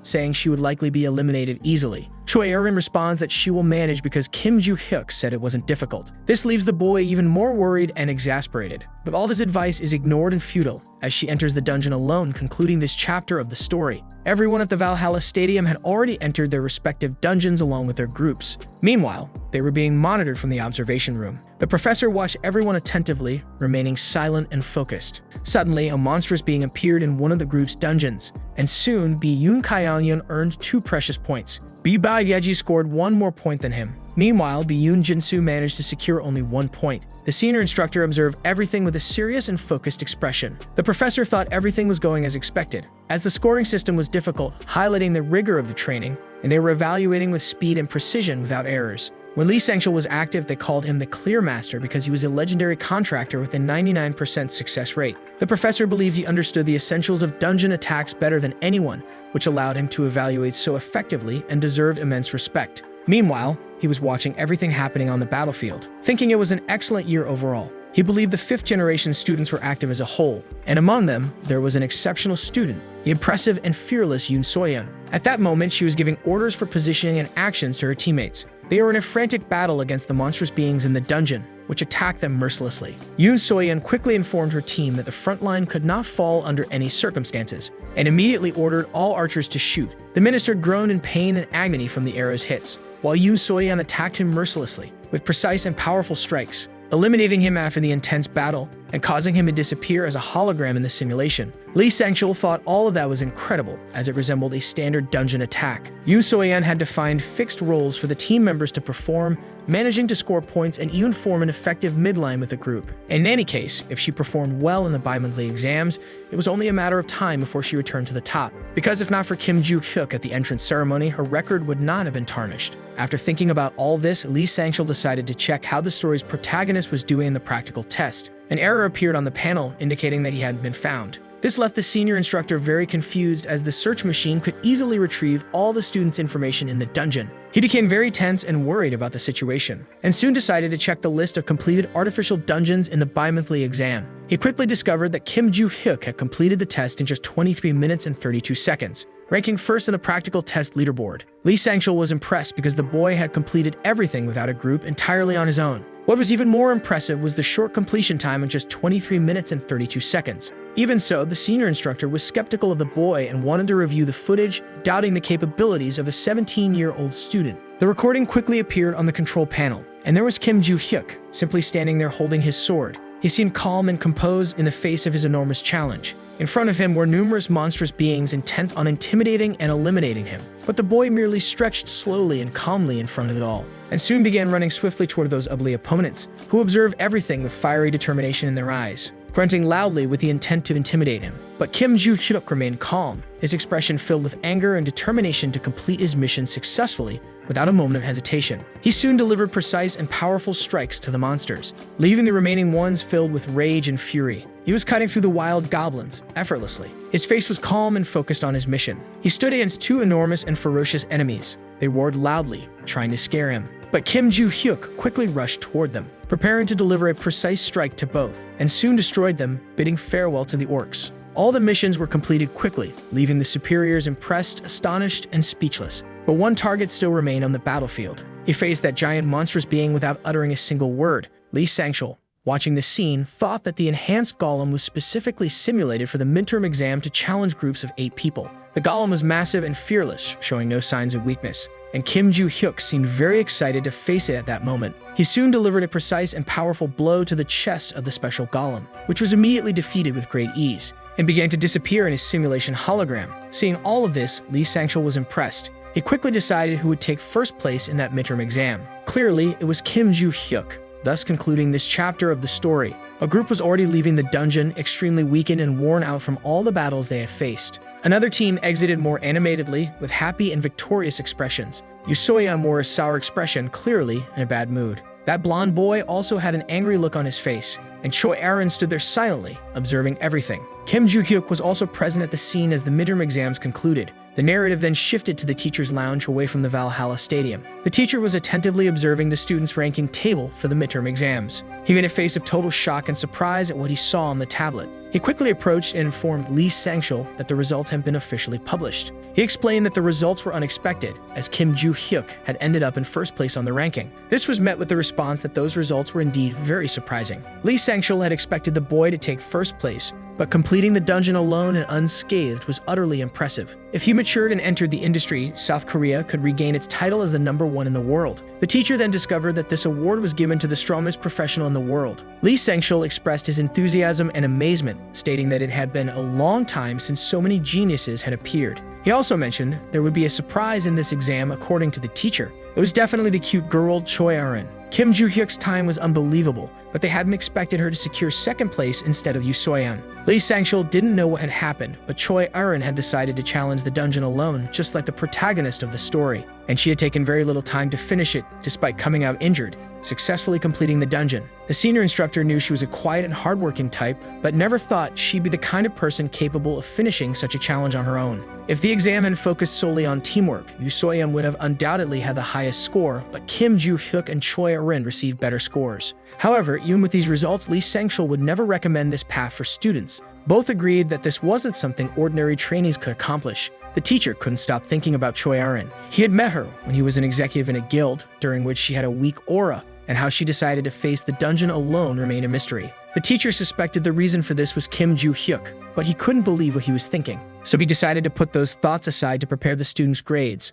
The next day, the students checked their scores on a paper posted on the school board. The spreadsheet displayed the results of all first-year students, and Kim Joo-hyuk was undeniably in first place. Rockdale Ventrick and his assistant Julia de Palace observed this with great anger and fury. He immediately asked her if Desera was in South Korea, to which she confirmed affirmatively. He then ordered the girl to make a call to him and get ready to leave immediately, thus ending these tense scenes of the story. In the great city of Seoul Jamsil, night had fallen and the lights illuminated the streets. Rockdale Ventrick and his assistant, Julia de Palace, calmly arrived at the restaurant. Someone greeted him rather rudely right away. It was Desera Ventrick, and it had been a long time since they'd seen each other in person. Rockdale immediately sat at the table with his friend. The man ate like a classless animal. The blonde man in black clothes watched with deep disgust and contempt. Then a conversation began, initiated by Desera Ventrick. He asked what the target Kim Joo-hyuk had been doing. He was told that nothing much, just acting like a fool full of himself, and that he had caused considerable embarrassment due to his humble origins, for which he would have to pay immediately. Desera then asked if he could kill the target in one go. Rockdale replied that the decision was entirely in his hands. The brute then said he needed to prepare the council properly, leaving the preppy man confused by the statement. He immediately pointed his finger at someone. He was pointing at Julia de Palace because, thanks to her, there had been a significant conflict with that family. Desera wasn't sure if it was due to the number of people in the group, but he had already killed some because rumors had spread far. But the people in Valhalla were different, as their feats weren't impacted by causing chaos there. Rockdale understood everything from his friend's words. He promised to do his best to organize a scenario so that he wouldn't have to worry. The deal was sealed, and Desera also demanded a good reward for the mission. Thus concluded this part of the story. A week later, Brace, talking to Kim Joo-hyuk, discovered that he was filing a request to leave the school again. Brace was a bit confused, but the protagonist explained that he had permission to leave the school once more. If he performed well in one of the exams, he would receive another opportunity to leave, according to Brace. Kim Joo-hyuk confirmed this, not wanting to miss the chance to check his grades. The man in glasses asked where the protagonist was going, ending this scene of the story. The setting shifted to the province of Suwon. Kim Joo-hyuk was already heading toward his goal,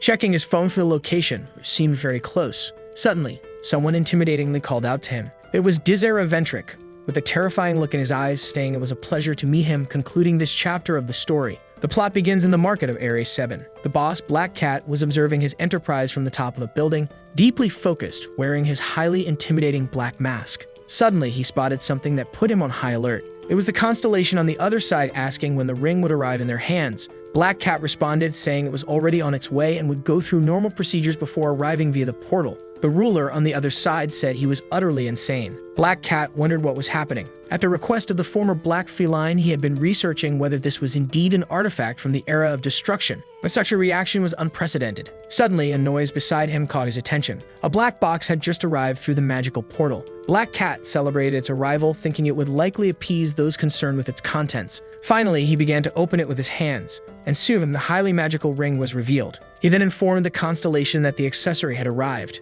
but there was no response, leaving him puzzled. A message soon appeared saying they were present. It began repeating uncontrollably, ending this scene of the chapter. In another part of the story, back in the province of Suwon, Kim Joo-hyuk asked the man who he was. The bothersome man mocked him, saying he didn't need to know such information. Kim Joo-hyuk presumed the man wanted something from him. He was entirely correct, as there was no other reason for them to meet in such a remote, massive mountain. The protagonist asked if the man's intention was to eliminate him. He received an immediate and affirmative response. The man explained that it wasn't just his good intuition. Anyone could tell the boy's intentions simply by observing him. Kim Joo-hyuk had figured it out a few days earlier. Dizzer Ventric lost his composure upon hearing those words, stating that for someone ranked first in Valhalla, the protagonist seemed foolish and petty. He then charged toward him, demanding not to be disappointed. He prepared an extremely powerful and potent attack, but impressively, Kim Joo-hyuk dodged the punch effortlessly, making his opponent crash into a tree nearby. The cocky guy even groaned in pain afterward. His hand had literally split the strong wood of the tree in half, making it fall to the ground immediately. Dizzer Ventric remarked that Kim Joo-hyuk was lucky to have dodged the punch, as otherwise he'd already be dead.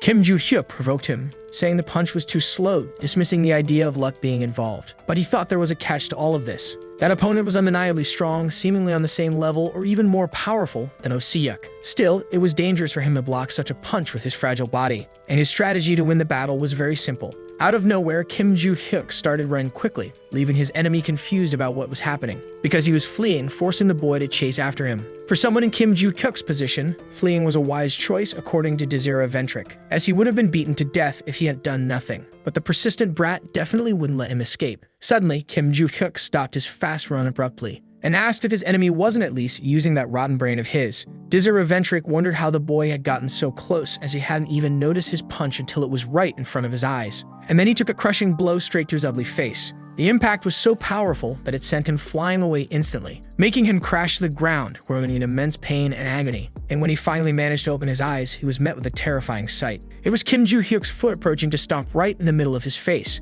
but he quickly dodged the crushing stomp. If he hadn't, it would have surely ended him for good. Even the ground couldn't withstand the force of that stomp. Kim Joo-hyuk was impressed by this, because the guy was very lucky and had managed to dodge it so quickly. After hearing this, Dizzer Ventric became furious and enraged, and he asked what Kim Joo-hyuk had done. Kim Joo-hyuk responded by stating his rank in Valhalla, as his opponent should already know. This made Dizzer Ventric even angrier and more infuriated with the overwhelming strength, thus ending this scene in the story. The narrative continues at the Ventric family's residence, where, in the past, they had used the blonde boy's talent to slightly boost their own status. That talent was an innate aptitude for elixirs. The boy was drinking an entire elixir. He was capable of consuming any potion without any issues, and his parents had given him some very expensive ones to drink. Suddenly, the glass bottle slipped from his hands and shattered completely on the floor. At 16, the boy had already become stronger than an adult. His parents wanted to use him to gain recognition for the family, but there was a catch to this. Dizzer Ventric stared intently at his guardians in this scene. Suddenly, his expression turned completely furious and psychotic. It became clear that he didn't want to spend his entire life under their control.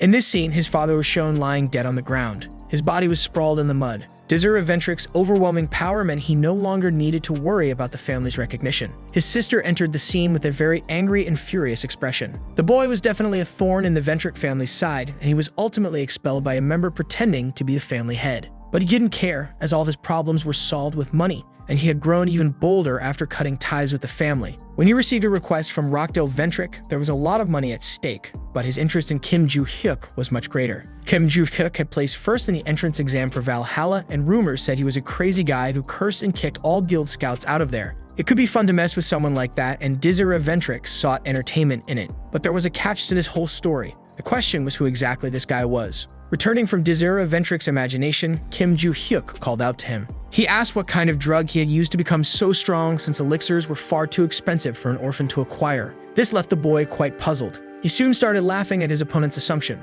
because it was hilarious to think that he was probably being accused of using steroids. The guy seemed like a cheat who abused drugs. But Dizzer Ventric didn't care about such accusations and asked again how the boy had become so strong. Kim Joo-hyuk responds that he has never used drugs and his strength is the result of intense training and rigorous exercise. He adds that in some ways, Dizzer Ventric could be compared to Oh-seok, but it would be very rude to compare a naturally muscular man to a little druggie. After hearing this, Dizzer Ventric becomes extremely angry and enraged with Kim Joo-hyuk. Though he lacked the power to use his trump card, he decides to draw his magical sword nonetheless. Kim Joo-hyuk is quite confused by the display of magical power. Dizera Ventric can feel his power growing significantly. He then calls the protagonist to a big battle, declaring that he wouldn't let him get away so easily. But suddenly, he takes a hard, painful punch to the face. After landing the blow, Kim Joo-hyuk mocks him, remarking that no smart opponent would wait for their adversary to prepare for an attack. Dizera Ventric flies a long distance, screaming in pain and agony. Not satisfied, the protagonist charges at him again mercilessly,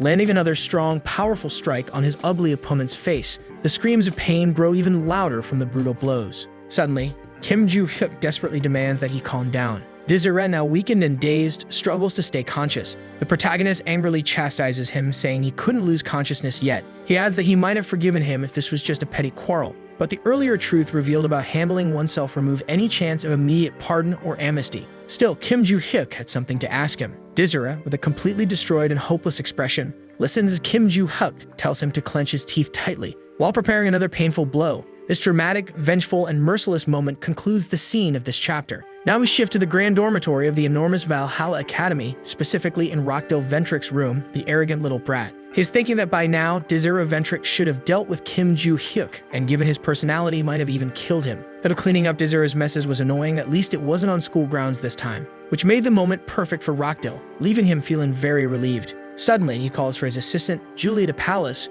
who promptly responds affirmatively. He orders her to fetch a car immediately, and she agrees without hesitation. Out of nowhere, a familiar noise comes from his phone. It was supposedly Dizera calling at that opportune moment. He asks if Hyunnim had already finished off Kim Joo-hyuk, but no one responds immediately, leaving a tense, eerie silence on the line. Once again, Rockdale Ventric calls for Hyunnim, only to hear a terrifying groan. The screams of pain, agony, and despair don't stop at any moment during the call. Suddenly, someone begins speaking on the line, heightening Rockdale Ventric's tension. It is Kim Joo-hyuk, speaking calmly and coldly. He translates Dizera Ventric's groaning and agonizing, saying that Dizera wanted Rockdale to burn 2 sticks of incense if he died at that moment, and that Rockdale Ventric should wait for Kim Joo-hyuk, concluding this tense chapter of the brilliant story. The protagonist tries to call Rockdale Ventric on the phone again, but only hears a click as the call disconnects. He becomes very angry at Rockdale Ventric's rudeness for hanging up on him without replying or saying goodbye. He begins to rationalize a few things. The first thought is what to do with Dizera Ventric, who was unconscious and debilitated in front of him. Meanwhile, far away, a cup of tea is poured into a beautiful teacup, served on an elegant saucer. Julia de Palace informs her annoying boss that his tea is ready. He remains completely silent, saying not a word. Julia tries to inform him again, but is quickly cut off by his rudeness and arrogance. Delicately, she says she understands his offensive words, leaves the tea there, and departs immediately. Rockdale Ventric cannot stop thinking about his powerful enemy, Kim Joo-hyuk. He never imagined the boy could defeat Dizera even after the incidents with Lyric, and now he's left with a huge question about what to do. Now he knows who is behind everything, and it's likely that Dizera ruined the entire plan. It's only a matter of time before the news reaches the family, spiraling out of control. Rockdale Ventric tries to convince himself that the problem isn't that big. Since Kim Joo-hyuk comes from such humble origins, he wouldn't be able to reach them. The blonde boy decided out of caution not to talk about these matters for a while and simply lay low, concluding all of his desperate thoughts. Now return to Kim Joo-hyuk's journey through the forest. Brace and the protagonist conversed telepathically about Dizera Ventric's cunning and the plan to expose him in the future, since there was nothing they could do at the moment. The guy with the odd glasses asked why Kim Joo-hyuk hadn't just killed that show-off boy. He replied that past matters shouldn't be confused with the present, and the question was understood. Besides, Brace had another question, which piqued his friend's curiosity. The question was about the magic Dizera Ventric had used moments before, because that magic seemed oddly familiar. Kim Joo-hyuk appeared confused about this, so Brace explained that while it wasn't confirmed, he had definitely sensed something similar before. The protagonist, speaking with his friend mentally, replied that 300 years ago, monsters sacrificed dogs and cows to use that kind of dark magic. Brace mocked Kim Joo-hyuk, saying he lacked the skill to differentiate people based on magic and was incapable of such abilities, which made him quite annoyed. He then asked if the hidden side of the sword Dizera Ventric mentioned was related to that power, to which Brace replied with an uncertain maybe, and thus their mental conversation ended. Kim Joo-hyuk asked the show-off boy who had sent him to find him. The boy only groaned in pain, unable to speak a word. Kim Joo-hyuk then realized that Dizera Ventric's jaw was dislocated due to the beating he had received earlier. He quickly positioned both his thumbs inside the boy's mouth and warned him of the pain he was about to feel before yanking his jaw back into place with all his strength. Afterward, he began another conversation, asking again who had given the order to Dizera Ventric. The boy stayed silent and thoughtful for a moment. Kim Joo-hyuk stared at him with a very serious expression. He urged him to answer, saying he had fixed his jaw for that purpose alone, and threatened him, stating that staying silent was not the best option at the moment. Dizera Ventric asked why he was holding his fingers. Kim Joo-hyuk suddenly made a sharp motion with the boy's hand. He screamed loudly in pain and agony as his fingers were completely twisted. The protagonist threatened his opponent again to extract the information he wanted. Dizira Ventrick revealed that his brother had sent him on that mission. Kim Joo-hyuk had already suspected it was that guy who had stirred up trouble once before. He immediately asked for all the information about the affiliation of that brute, as he didn't seem to belong to Valhalla. Dizira Ventrick replied uncertainly, then threatened the protagonist, saying he would find out another way. After hearing this mockery, Kim Joo-hyuk broke 2 more of the boy's fingers. He then revealed that Dizira was from the first species and worked as a mercenary, handling various assignments. Kim Joo-hyuk had heard of such a group before and mocked him, saying the boy was just a bully who got paid for his deeds. Dizira replied that Kim Joo-hyuk saw everyone as trash and was just a lucky guy. He then revealed that the constellation revered by the first species was the hidden side of the sword, and that he also had a contract with it. Naturally, he added that if he had had 30 more seconds to charge his magic, the outcome of the fight would have been entirely different. Kim Joo-hyuk told Dizira he talked too much, and that he would have let him go if he had just shut up and named the person who sent him without stalling. Once again, he shoved his thumbs into the boy's mouth and told him he looked much better silent, while dislocating the boy's jaw again, thus ending this tense scene of the chapter. Many messages appeared on Kim Joo-hyuk's phone. As expected, everyone agreed that those guys were a malicious group. Still, the protagonist was upset because he couldn't find the notes, and Rockdale Ventrick continued to make him look suspicious. He thought about how to ruin that show-off brat's life, concluding that at this time he should use more modern methods. First, he had recorded all of Dizira's confessions,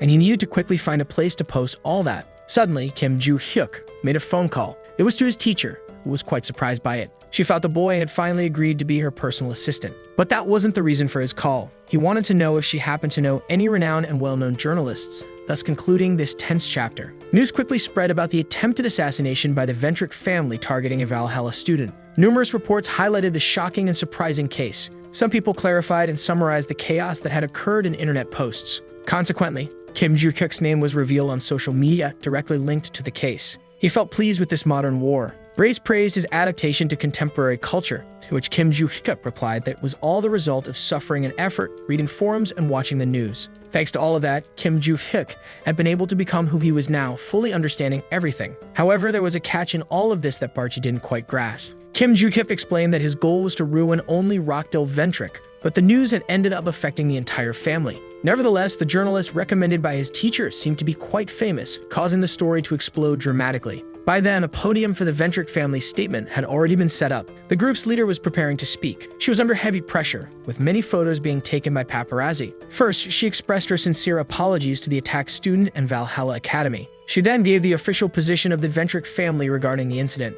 She explained that the attack had been carried out in rebellion by Dizira, who had since been excommunicated from the Ventrick family. However, in a recorded confession, he alleged that Rockdale had given the order, attempting to escape the dilemma he was in, according to the family head. Thus, she believed the Ventrick family had no involvement in the incident. But since it was a crime committed by a banished family member, the moral responsibility to rectify the situation fell on the family. With that, the organization's leader decided to visit the victim to apologize personally. She also mentioned that Rockdale Ventrick could indeed be connected in some way to the perpetrator of the crime. As a result, he would return home, where an investigation by the prosecutor's office had been scheduled to resolve all doubts. After finishing her speech, many photos were taken again by the paparazzi. The family head immediately left without answering any questions about her planned apology to the crime victim. Meanwhile, Rockdale Ventrick was watching everything on his phone, with a face full of anger and frustration at how far the situation had escalated. Suddenly, a call from his father came through. He answered immediately, without hesitation. His father ordered Rockdale Ventrick to return to England for a while, effective immediately. It was a command from the entire family, which he complied with without thinking twice. After hanging up, he was furious and enraged, cursing everything and everyone, leaving his maid, Julia de Palace, utterly frightened, concluding this shocking scene. Meanwhile, Dizira was being pressured to reveal who was behind everything. He insisted that the Ventrick family was correct, as he alone was behind the crime. Kim Joo-hyuk was quite impressed because the boy was swallowing his pride. Dizira despised the Ventrick family. The protagonist was left wondering who might apologize to him personally, as the entire situation had already become uncomfortable. Suddenly, he became quite alert to something. He was already near the faculty office. He thought the class might have ended early, uncertain about whom to ask for a favor, concluding these scenes. Now he moved to the Valhalla Cafe. The gray-haired teacher was in a very good mood, but Kim Joo-hyuk replied to her with another no. He already knew she would ask him to be her assistant. It was obvious. She then asked why he had called her, as she was a very busy and overworked person. She was utterly stunned, thinking it might have been a romantic meeting, only to be immediately scolded by Kim Joo-hyuk. She pondered over his words, as they were far from respectful. He replied that they had spoken this way for some time, to which she agreed. Kim Joo-hyuk then explained that the reason for the call wasn't boredom but gratitude for the journalist. He offered to share some information on dealing with monsters, which made her very happy to hear. However, this came with a simple request, which she immediately accepted as it was an easy favor, allowing him a day off from school. The teacher tried to convince him once again to become her assistant, but to no avail, concluding this part of the chapter. Now we move to the Northern Pacific, specifically aboard the criminal transport ship AL-08. Dizero was in one of the cells aboard the vessel. He was furious, as he could never have imagined being thrown onto a ship and treated like cargo to be transferred to the Tower prison. It was a prison in the middle of the North Pacific Ocean, a towering facility. An S-class constellation had created that isolated refuge to turn all contractors into normal human beings. But Dizero didn't care about any of that. He was only staying silent to keep Rockdale from being kicked out of the Ventric family and to have his sentence reduced by 5 years. And 5 measly years meant nothing to him. Suddenly, he heard a loud noise nearby. A bright red light quickly flashed past, unidentifiable. Then someone appeared in front of Dizero, concluding the chapter. The person who had appeared in the previous chapter was Kyuk. He immediately stabbed Dizero in the stomach with a dagger and stood there staring at him, firmly holding the blade in his right hand. Kyuk wished for Dizero's death, saying the first species didn't need someone like him. Dizero groaned in pain from the knife wound in his abdomen, and soon collapsed face first onto the ground, unable to endure it. Kyuk watched him lying there with no intention of helping, then delivered another fatal blow, clearly sealing Dizero's death and ending these dramatic scenes of the chapter. Now we are at the Grand Ventric family mansion. The leader of the group was visibly angry and furious over the recent events. She glared at Rockdale Ventric and his father, Eden Ventric. First, she called out to the show-off boy by name. He responded affirmatively without hesitation. She asked him what he was going to do, leaving him quite confused. Immediately, he responded with a sincere apology, but she thought it was far too little considering the gravity of the problem, and because such apologies wouldn't fix anything at all. The leader then ordered Rockdale Ventric to explain in detail why he had committed such a malicious act, to which he responded without hesitation, concluding that part of the conversation. After the explanation, she stared at him. She understood that he wanted to deal with Kim Joo-hyuk and was right about it. But she was very angry about the whole situation, because the explanation she was receiving was shallow and petty. Rockdale acted alone because he believed Kim Joo-hyuk had insulted the Ventric family, but in truth, it was his own pride, according to the leader. And as a result, he had dragged the family's name through the mud. The leader was undecided on the punishment she would give the show-off boy, and he became desperate, unsure of what to do. He quickly said he would do anything to restore the fallen honor of the Ventric family, but the leader didn't understand what he was saying at that moment, because the only plausible way to restore the Ventric family's honor was by expelling him. The boy's father contested this possibility, arguing that such a punishment was far too severe. Then she asked Eden Ventric if he wanted to be expelled in place of the boy, leaving him somewhat nervous, silent, and unsure of what to say. Meanwhile, the leader thought she would rather see the boy dead or expelled immediately. But that would make it evident that Rockdale Ventric was guilty of ordering Dizero to carry out the assassination attempt. She prepared to address the boy. She called him by name, and he immediately responded affirmatively, kneeling before her. Then she said she wouldn't expel him for now, ordering him to return to Valhalla quietly. And after his encounter with Kim Joo-hyuk, she would reconsider the matter. After hearing this, Rockdale Ventric thanked her sincerely. She also ordered Eden to keep a close watch on his mediocre son, as his position would depend on the boy's behavior, to which he agreed. Then she told everyone to leave immediately, and they obeyed without question. The two left, walking with serious and angry expressions. Eden Ventric then ordered his son to remain silent from now on and avoid acting recklessly. But it seemed his father hadn't understood what the family leader had said. The truth was that Rockdale Ventric would be expelled sooner or later, and with the media keeping a close watch, no action could be taken immediately. But once things calmed down, he would release that revelation, leaving everyone stunned. However, something had to be done before that, considering there was no one left to interfere. And Rockdale Ventric also stated that his father should assist with the plan. Eden simply asked his son to proceed carefully, to which he agreed, thus concluding these dramatic scenes of the 10th chapter.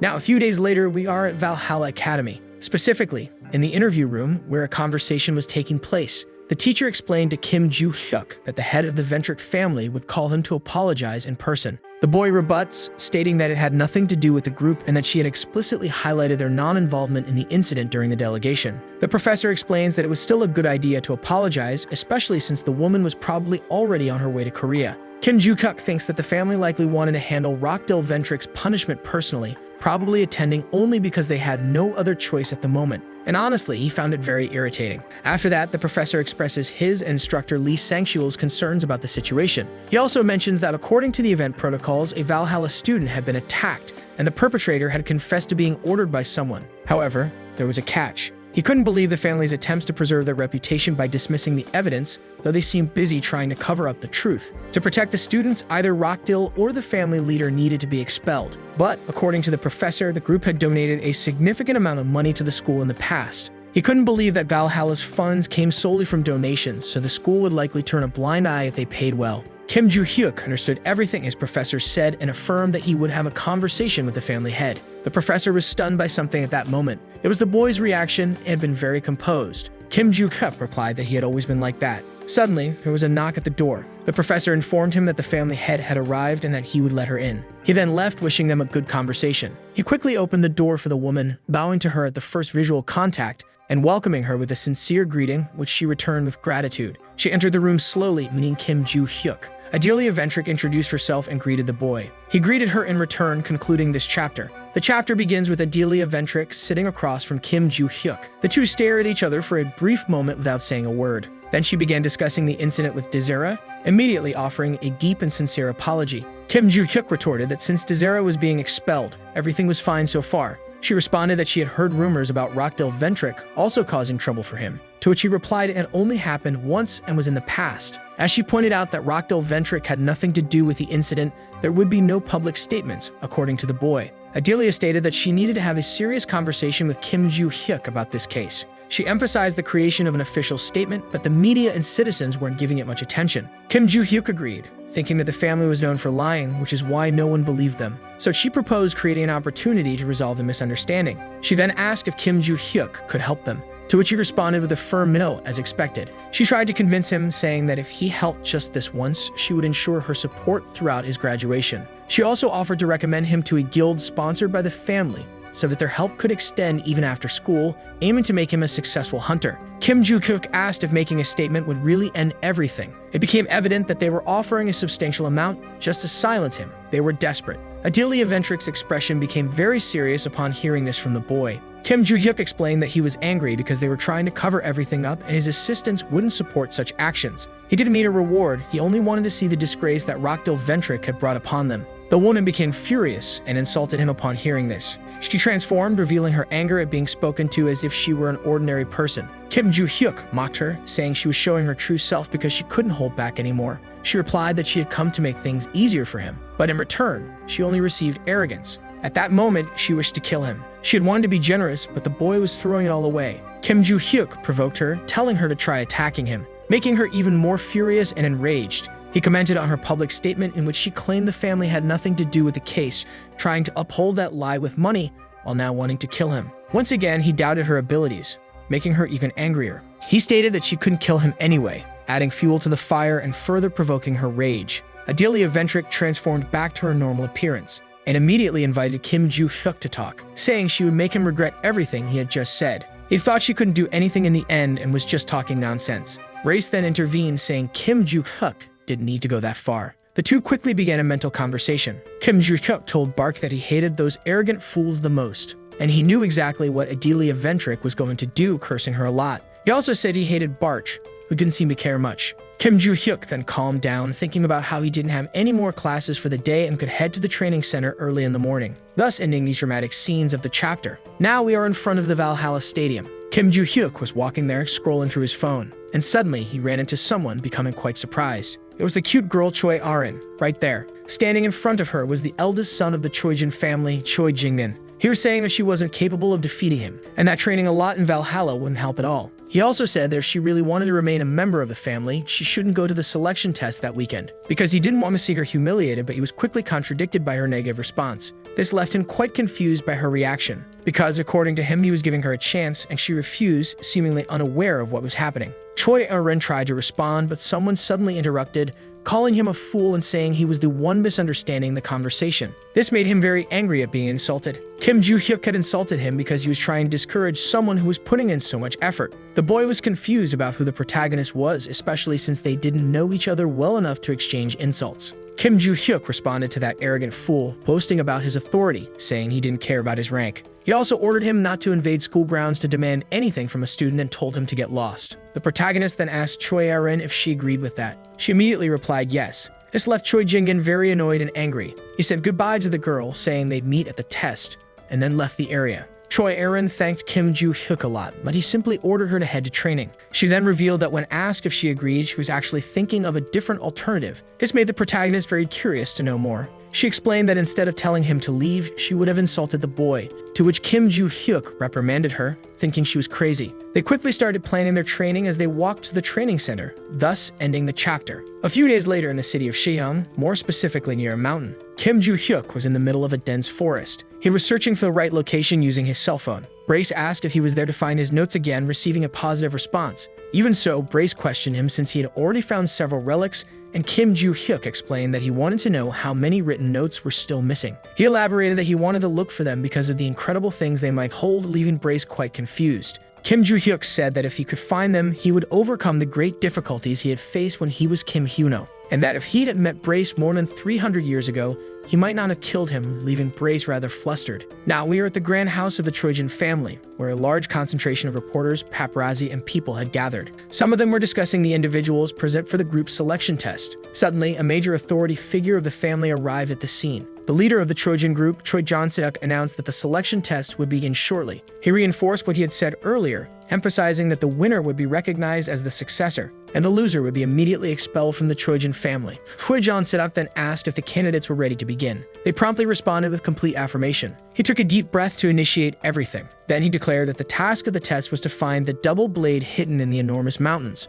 Whoever managed to find and bring back the object would be definitively recognized as the winner of the selection test. It did not matter how they found it. He then gave the order for the battle to commence. Choi Erin's opponent celebrated, running ahead as it was not an urgent test. His plan was to let her find the blade and then steal it, ending everything. The boy clearly intended to snatch the double weapon from the girl. With this overly elaborate plan, we conclude the scenes of this chapter. Now we return to the past with Choi Jingin bidding farewell to Choi Erin. He walked away after Kim Joo-hyuk metaphorically kicked him out. Suddenly, at that moment, his cell phone rang loudly in his pocket. He quickly answered, immediately identifying himself. A man on the other end of the line promptly asked what had happened to the double blade. Choi Jingin explained that he would need to take the selection test, making the process more difficult and time-consuming. The man became slightly annoyed with the boy as it was the second time he had mentioned such a test. Choi Jingin, knowing he was late, immediately apologized. He asked if by some means he managed to obtain the double blade, would the man keep his promise. He was immediately reassured with a firm affirmation since such an agreement had been made in front of a constellation and was destined to be fulfilled. For this reason, the man instructed the boy to focus solely on the target, to which he received confirmation. Returning to the present, Choi Jingin thought this was his last chance. Therefore, he would have to find it one way or another. Choi Erin suddenly stopped running and used her mana. In that location, she sensed a trace of the double object's magic, concluding it was likely still there. She estimated it would probably take another 15 brief minutes. Suddenly, she pinpointed the correct direction of the double blade. But out of nowhere, her enemy, Choi Jingin, arrived at the same spot. He asked if she was tracking the double blade using magical traces and who had taught her to do such a thing. The girl replied that Kim Joo-hyuk had trained her for this. At this moment, we return to her past thoughts, where she had asked about magic control. She had been told affirmatively since she already knew some basic things. Kim Joo-hyuk informed her that she had already mastered the technique of altering magic into thunder, noting that this was just the basics, to which she nodded affirmatively. He instructed her to practice small, controlled magic exercises, not limiting herself to the grand ones, and was promptly questioned about the method to be used. Kim Joo-hyuk did not quite understand her question, as he assumed her family had already taught her this. She ended up feeling a little sad with a very downcast expression. But the protagonist said it didn't matter and asked if she only knew how to borrow power from the constellation and gather magical energy, receiving an affirmative response. He also admitted he wasn't particularly good at it either. He then ordered her to stop answering and relax her entire body, using the tips of her toes and fingers to slightly extend the magic. She was supposed to slowly spread it as if she were directing the mana to every strand of hair. In that state, Choi Erin had to try to sense the magic in the air according to Kim Joo-hyuk. She immediately focused on it without hesitating at all. Suddenly, her vision changed completely, revealing many unexpected things. She immediately widened her eyes in fear. Choi Erin took a deep breath as Kim Joo-hyuk asked if she had already felt it. The cute little girl answered affirmatively, explaining that she had seen the form of magic surrounding him. He replied that this was how magic felt, even when it was weak and didn't leave the body, as it could be controlled with precise mana usage. Kim Joo-hyuk advised the girl to use more of it, as it would make it easier to sense the magic residues in the ground and air, to which she agreed. He explained that if the magic's appearance was like his, Choi Erin would be able to identify the magical traces from each object. And if she trained more, she would be able to see the silhouette clearly. But he couldn't teach her beyond that. she would have to train alone. Upon hearing everything her trainer said, the girl responded with full agreement. Now we return to the present, where she was searching for the double-edged object. Choi Jin-gun asked her who Kim Joo-hyuk was, but soon remembered. He called him shameless and stupid, amazed by such talent. Choi Erin immediately gritted her teeth in rage after hearing that. She said that Kim Joo-hyuk was stronger than this brat and asked what he was doing there. Choi Jin-gun mocked her after hearing all that. He then began to unsheath his magical sword.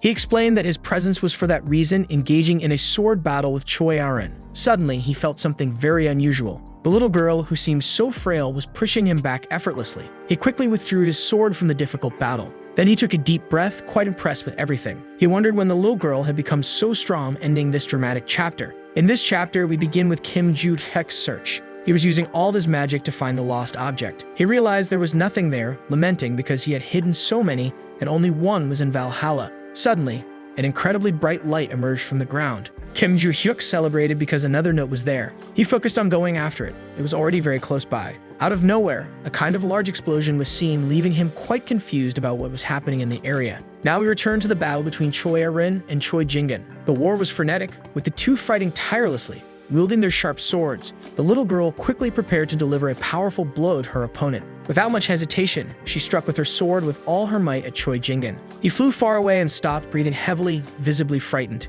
He mocked her, saying she was taking lessons on how to be a wild boar in Valhalla and was evidently physically stronger. Choi Erin told him to give up on the double-edged sword. He retorted, asking if she was crazy or out of her mind. He claimed that an illegitimate daughter like Choi Erin didn't deserve the double-edged object. Choi Erin focused as she watched the boy charge toward her. She gripped her sword firmly with all her strength. The boy quickly approached with an angry, furious expression, ready to attack her. She thought about quickly rotating her sword, executing that move. Then she slashed upward with a rapid rotation. While his sword was on the ground, she aimed to hit him squarely, executing all of it without hesitation with great success and mastery. Choi Jin-gun showed a lot of pain and agony on his face. He soon fell to the ground, sprawled and defeated, unable to react quickly. Choi Erin took a deep breath, greatly relieved by it all. She had thought she could land at least one hit on him, but never imagined it would be such a critical attack. She immediately focused on going after the double-edged sword. Suddenly, she heard a voice saying she hadn't won so easily, widening her eyes in fear. It was Choi Jin-gun standing up, fully recovered from the powerful and strong blow,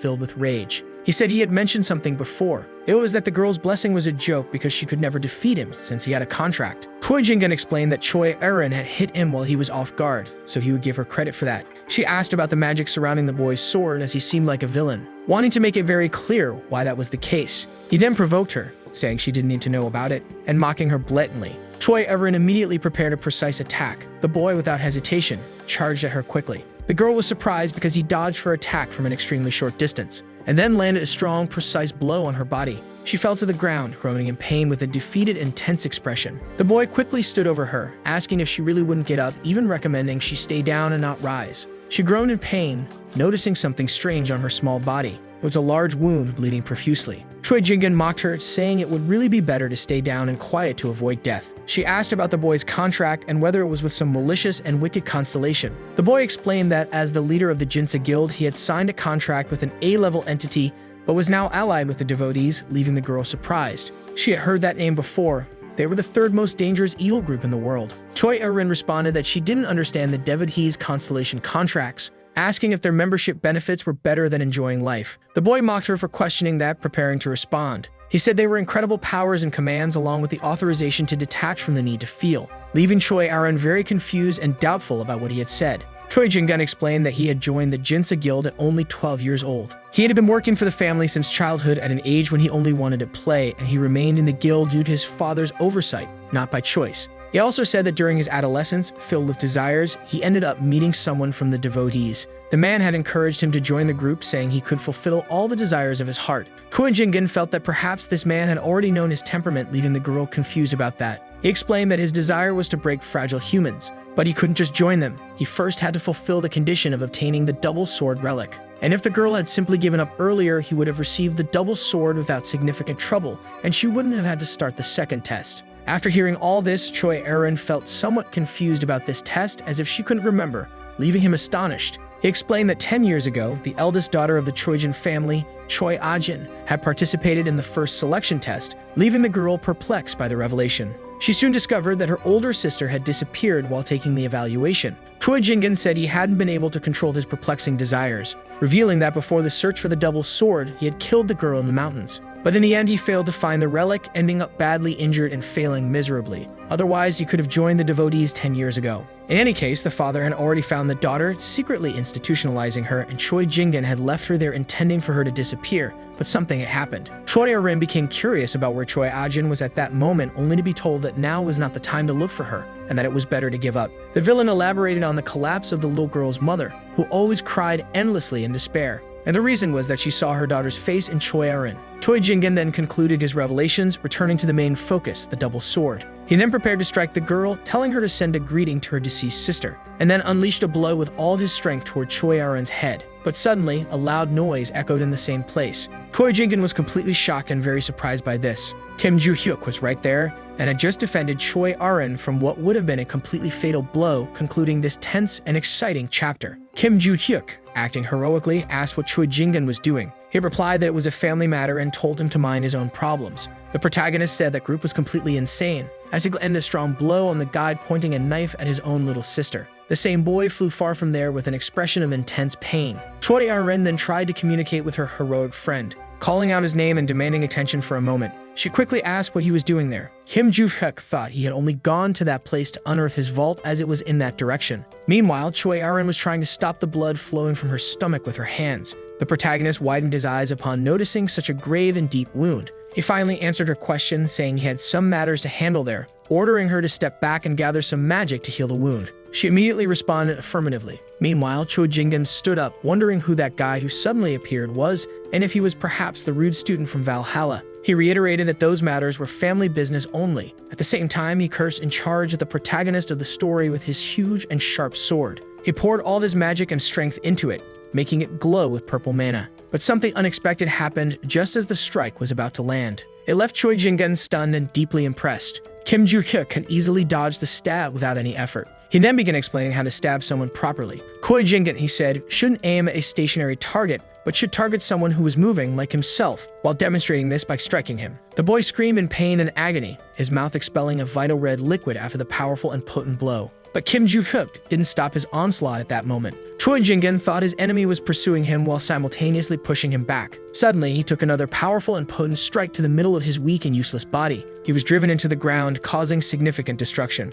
His expression was no longer that of a living person, but of someone utterly defeated. Kim Joo-hyuk watched him on the ground without saying a single word. He then asked if Arin was okay, receiving an immediate affirmative response. He also asked if she could walk while she attempted to move. Suddenly, a purple magic aura caught the protagonist's attention. Choi Jinggan's body was exuding abundant magical smoke at that moment. Brace commented to Kim Joo-hyuk that it was a magical sword, receiving an affirmative reply along with a question about whether that guy was evil too. Suddenly, the villain firmly planted his feet on the ground. He quickly stood up, cursing furiously at the protagonist of the story. He also said that the protagonist was just a useless freshman from Valhalla. He accused him of underestimating the offensive leader of the guild while preparing a strike with his sword. But that stab was easily blocked by Kim Joo-hyuk. Choi Jinggan then thought that even magic couldn't make the protagonist move. Kim Joo-hyuk immediately called the guild's offensive leader. He asked if he had chosen a different position because it fit better, striking him as he spoke. The leader was sent flying far away, his expression completely battered and destroyed, unable to answer the question. He wondered about the power of that guy since he blocked attacks and even counterattacked,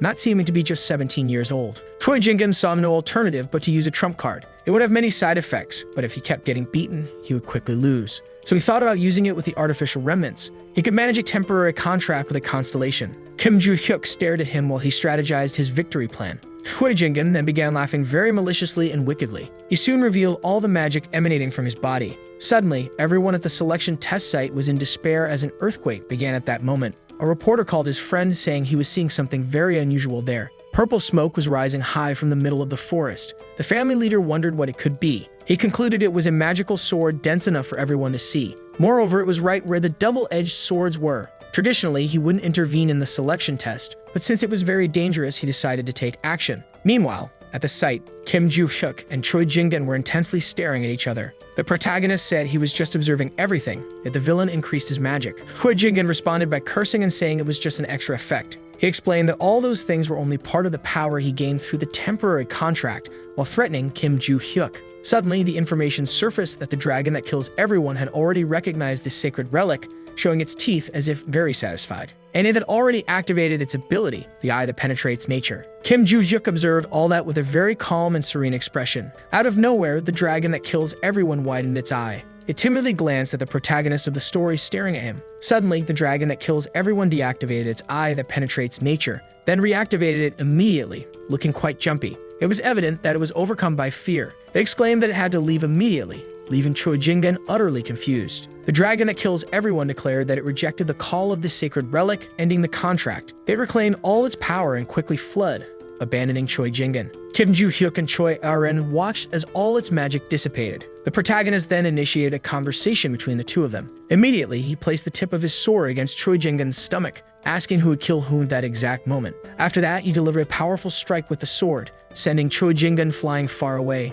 screaming in immense pain and agony because of his abdomen. The boy immediately collapsed to the ground, unconscious and defeated, concluding this chapter. The leader of the devotees, the Dragon King Han Nibble, was astonished by what he saw before him. That dragon that kills everyone was claiming it had gotten into big trouble because of him. Yelling loudly, it asked if he wanted to disappear from this mortal plane. Han Nibble immediately tried to apologize to the constellation and was promptly slammed headfirst into the ground on his knees. The dragon that kills everyone warned him not to distribute any more artificial relics in the future. Han Nibble responded with immediate affirmation. The constellation also warned him to behave properly. Soon the great leader of the devotees began to rise from the ground. With an expression of great pain and confusion, he wondered what that had been and why the constellation had become so angry and furious. And regarding the artificial relic, he could tell that the brat planted in the Choijin family had done something wrong. However, the problematic words of the constellation suggested that it was afraid of something. The leader of the devotees urgently needed to find out what was happening. Now he returned to the dormitory at Valhalla School, more specifically to Kim Joo-hyuk's room. He felt relieved after everything that had happened.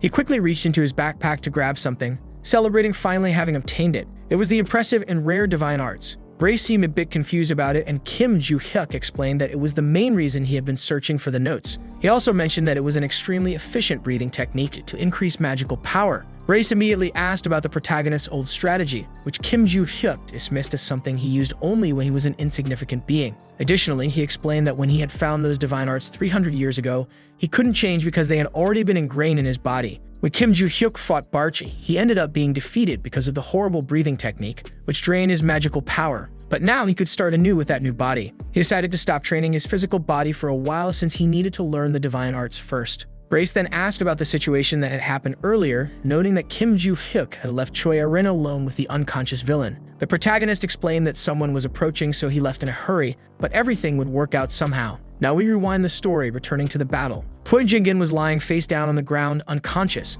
Kim Joo-hyuk watched him with a tense and concerned expression. Brace quickly asked if he had killed the villain, to which Kim Joo-hyuk replied that he couldn't kill him because he had already been involved in another incident in Valhalla, compromising everything. However, since there were faint traces of magic, the boy would probably survive, which Brace confirmed positively. Kim Joo-hyuk then asked if Choi Ah-rin could stand up, discovering that she could, according to her. And just as he was about to say something else, he noticed someone approaching at that moment, likely the girl's family on their way, which could interfere with finding the notes. The protagonist then called the girl, and she promptly responded. He ordered her not to strain herself since her family was already arriving and informed her that he had to leave due to obligations, which she acknowledged. Kim Joo-hyuk told Choi Ah-rin to claim she had dealt with the villain alone in case her group didn't know. He revealed that the boy had lost a lot of energy in the last attack while bidding farewell to the girl. She said she understood everything, bidding him farewell and planning to see him again at school. Now we return to the present, concluding the protagonist's memories, as he continued to plan something regardless. He wanted to retrieve the inventory stones as soon as he mastered the divine arts, since last time he couldn't absorb all their magical power. But up until that moment, he just wanted to rest for a while. Now we return to the Choijin family province. The family leader was gathered with several people at a table at that moment. He said that thanks to the press present at the selection test site, news articles had been published very quickly. He found out that most people had already read them. One of those articles stated that the Choijin family was a joke. Another claimed that the group had ties to the devotees. The family leader was very concerned about the chaos, stating that he couldn't believe there was a malicious infiltrator in the Choijin group. Furthermore, he revealed that an official letter had been released by the association with a declaration from them. He said that something similar had happened to the Ventric family, and since their ties were distant, they had remained silent, but this approach would no longer work. The leader asked about Choi Ah-rin and also informed them of Choi Jingden's arrest, learning that the little girl was safe and being treated in the family hospital. He also discovered that the injury had been significant, but the bleeding had stopped and the organs had not been damaged, eliminating the need for surgery. Upon learning this, the leader expressed his great relief. Someone at the table informed him that there were some articles about Miss Erin. The news praised her, saying she had defeated a member of the devotees despite being just a student, following in Kim Joo-hyuk's footsteps. The family leader was a bit confused since the little girl had gone against her own group, yet the reports were celebrating this. Then, a man sitting at the table said that all of this was a relief because the selection test had ended in chaos, but the next family head had been confirmed. He also explained that those kinds of articles would certainly help Choi Erin establish her position as the successor, with the leader agreeing. The leader thought it was good for the little girl to have a legitimate chance to prosper, but defeating Jingin on her own raised many strange suspicions. At this point, we can go back in time to the leader's memory. It was when he and his assistant saw Choi Erin sitting in front of Choi Jingin. She explained that her brother had chased her with dark magic, which was why she had knocked him out. The leader questioned how Choi Erin had done that, as much magical power had been seen emanating from the mountains. Meanwhile, the girl was lifted by the assistants. She quickly responded that Kim Joo-hyuk had taught her that. Now returned to the present with the family leader. He was reading articles about the protagonist and thinking about him, concluding this tense and enigmatic chapter. We begin this chapter at the mega school of Valhalla. Kim Joo-hyuk had just arrived in his classroom at that moment. Suddenly, he saw something that caught his attention. It was Choi Erin sitting quietly and calmly in her chair. He thought she would still be in the hospital, but she seemed completely fine. She then turned her head toward him. She waved at him shyly with a small, happy smile on her face. A boy wondered if that smile was meant for him, but Kim Joo-hyuk brought him back to reality with two quick illusions. Now we go back a little in time to the protagonist reading his notes. Suddenly, he heard a familiar noise, becoming very alert. It was Choi Erin, informing him that she wouldn't be able to train for a while, which was expected given how much blood she had lost. Kim Joo-hyuk quickly responded, saying it was no problem since he would be solving some issues in the coming days. She then sent several stickers, making him quite nervous with so many messages in a row. Suddenly, Grace appeared, saying he had something to reveal, piquing his curiosity. He informed him that the dark magic was very familiar. Kim Joo-hyuk questioned him about his memory, but Brace couldn't recall anything. He explained that he hadn't forgotten but seemed to have something blocking his memory. Kim Joo-hyuk hypothesized that the cause was that pesky guy Brace had mentioned before, and Brace agreed. Brace said he wasn't 100% sure, but satisfying the second condition might theoretically overcome that block. The protagonist then associated this with the center of the Great Forest. He thought it was just an area used for performance evaluations, but it also served for the final practical exam, where the worst performers were immediately expelled. Kim Joo-hyuk then reached the unfortunate conclusion that he would have to wait until the exam period, losing a lot of time. Now we return to the present, where the protagonist emphasized that he needed time to adapt to Shingon anyway, quickly deciding to search for the center of the forest. Suddenly, the teacher entered the classroom, ordering the students to organize themselves. He informs the class that an announcement would be made before the lesson begins. He asks about the inter-school competition happening next month and learns that the students were already aware. Kim Joo-hyuk ponders over the battle, and Brace adds that the teacher mentioned it after the bi-monthly exam. The gray-haired man explains that the school intends to select students with the highest scores in the final exams to participate. Right after saying this, he calls the protagonist to his office, leaving him confused. Now we leave the classroom and head to another location in Valhalla. The teacher remarks on how often they meet there, and Kim Joo-hyuk responds that it's the teacher's fault. He agrees it's his fault, but says this time the matter concerns Kim Joo-hyuk's participation in the inter-school competition. Before the teacher gets to the important part, Kim Joo-hyuk declines the invitation. However, he still asked about the competition, and the teacher promises to explain it in detail once again. It involves the three largest hunter training institutions in the world, including Valhalla in Korea, White Lotus in China, and the Impressive Heroes in the United States of America. Each selects several first-year students to represent them in a competition involving combat, maze escapes, and various other challenges. For this reason, Valhalla plans to send those who scored the highest in the practical exam. Kim Joo-hyuk then shows clear disinterest in the matter. The teacher tries to explain the benefits, but Kim Joo-hyuk says he's not interested in money or similar rewards. He reaffirms this, though the teacher doesn't seem too concerned. The teacher then brings up the Great Forest's center in the conversation, catching the boy's interest as it is the location of the final exam. The teacher explains that since the final task is at Valhalla, it will involve entering the Great Forest's center, essentially bypassing the winners of the last exam. However, if someone fails to complete it, they will have to attempt again during the final exams. After hearing this, Kim Joo-hyuk confirms his understanding. He then announces his desire to participate in the inter-school competition. Now we shift to the vast Ventrix estate located in the United Kingdom. There, the family head, Adelia, asks about the progress of the preparations. She is told everything is going well, but it will take another month to complete, to which she responds that everyone should simply continue their efforts. She also inquires about Valhalla and the people of Rockdale Ventric, discovering that no issues have been reported regarding their movements. She immediately orders her employee to voice any suspicions, and he responds affirmatively. He then mentions news unrelated to them but quite disturbing, piquing her curiosity. The rumors suggested that certain people were building a structure made entirely of paper notes in the market. Adelia is shocked to learn this and discovers that Black Cat is likely responsible for the deed. She wonders what they are planning, as such a thing is highly unusual. Adelia quickly opens her tech panel, discovering that the Beat Mask was demanding a more detailed report. She immediately calls for Miss Constellation, concluding these scenes of the chapter. Now we are in the 7th territory of the market. There the movement of machinery is observed, and Black Cat watches everything from a vantage point. He states that he would do anything ordered by the Constellation, but the purpose of building a structure entirely of fragile paper notes was unknown. Then someone appears, revealing that it was a gift to be given, tensely ending the chapter. Black Cat immediately asks why he was ordered to build a structure entirely out of money. The two-faced ruler replies that it was a gift,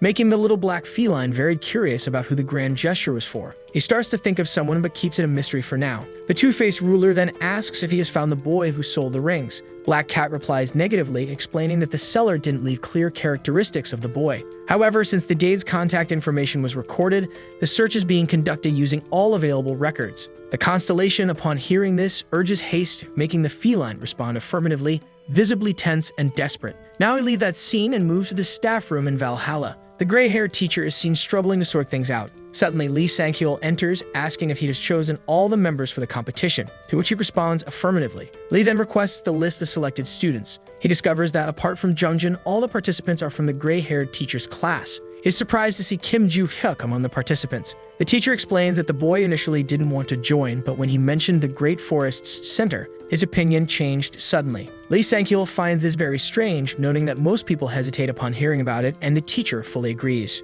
But it was unlikely that he didn't know what the center of the Great Forest was, even if he slept through all the lessons, as everything was explained clearly. Lee Sang-hyul then thought about the Room of Constellations, highlighting Kim Joo-hyuk's ulterior motives for being at the school. He soon asked if it was okay to gather all the students for training, receiving a positive response, and the professor arranged a schedule. After that, the two parted ways in a tone of friendship and camaraderie. Thus ended the conversation of this scene in the chapter. Now we fast forward a few days to the small auditorium at Valhalla. There was the muscular of Siyuk, the powerful, fearless, and impressive Yu Soyeon, alongside the cute and strong little girl Choi Aron, plus Do Jungjin, who wasn't part of the gray-haired professor's class, and our beloved protagonist Kim Joo-hyuk. Suddenly, Lee Sang-hyul entered the auditorium where all these prodigious students were gathered. He immediately noticed the 5 selected students were present. He said it was a pleasure to meet them and introduced himself as their combat instructor. Lee Sang-hyul explained why the students were there and that he would later describe the training they would undergo. There would be a total of 3 trials to complete. The first was a duel between students, very similar to the entrance test at Valhalla.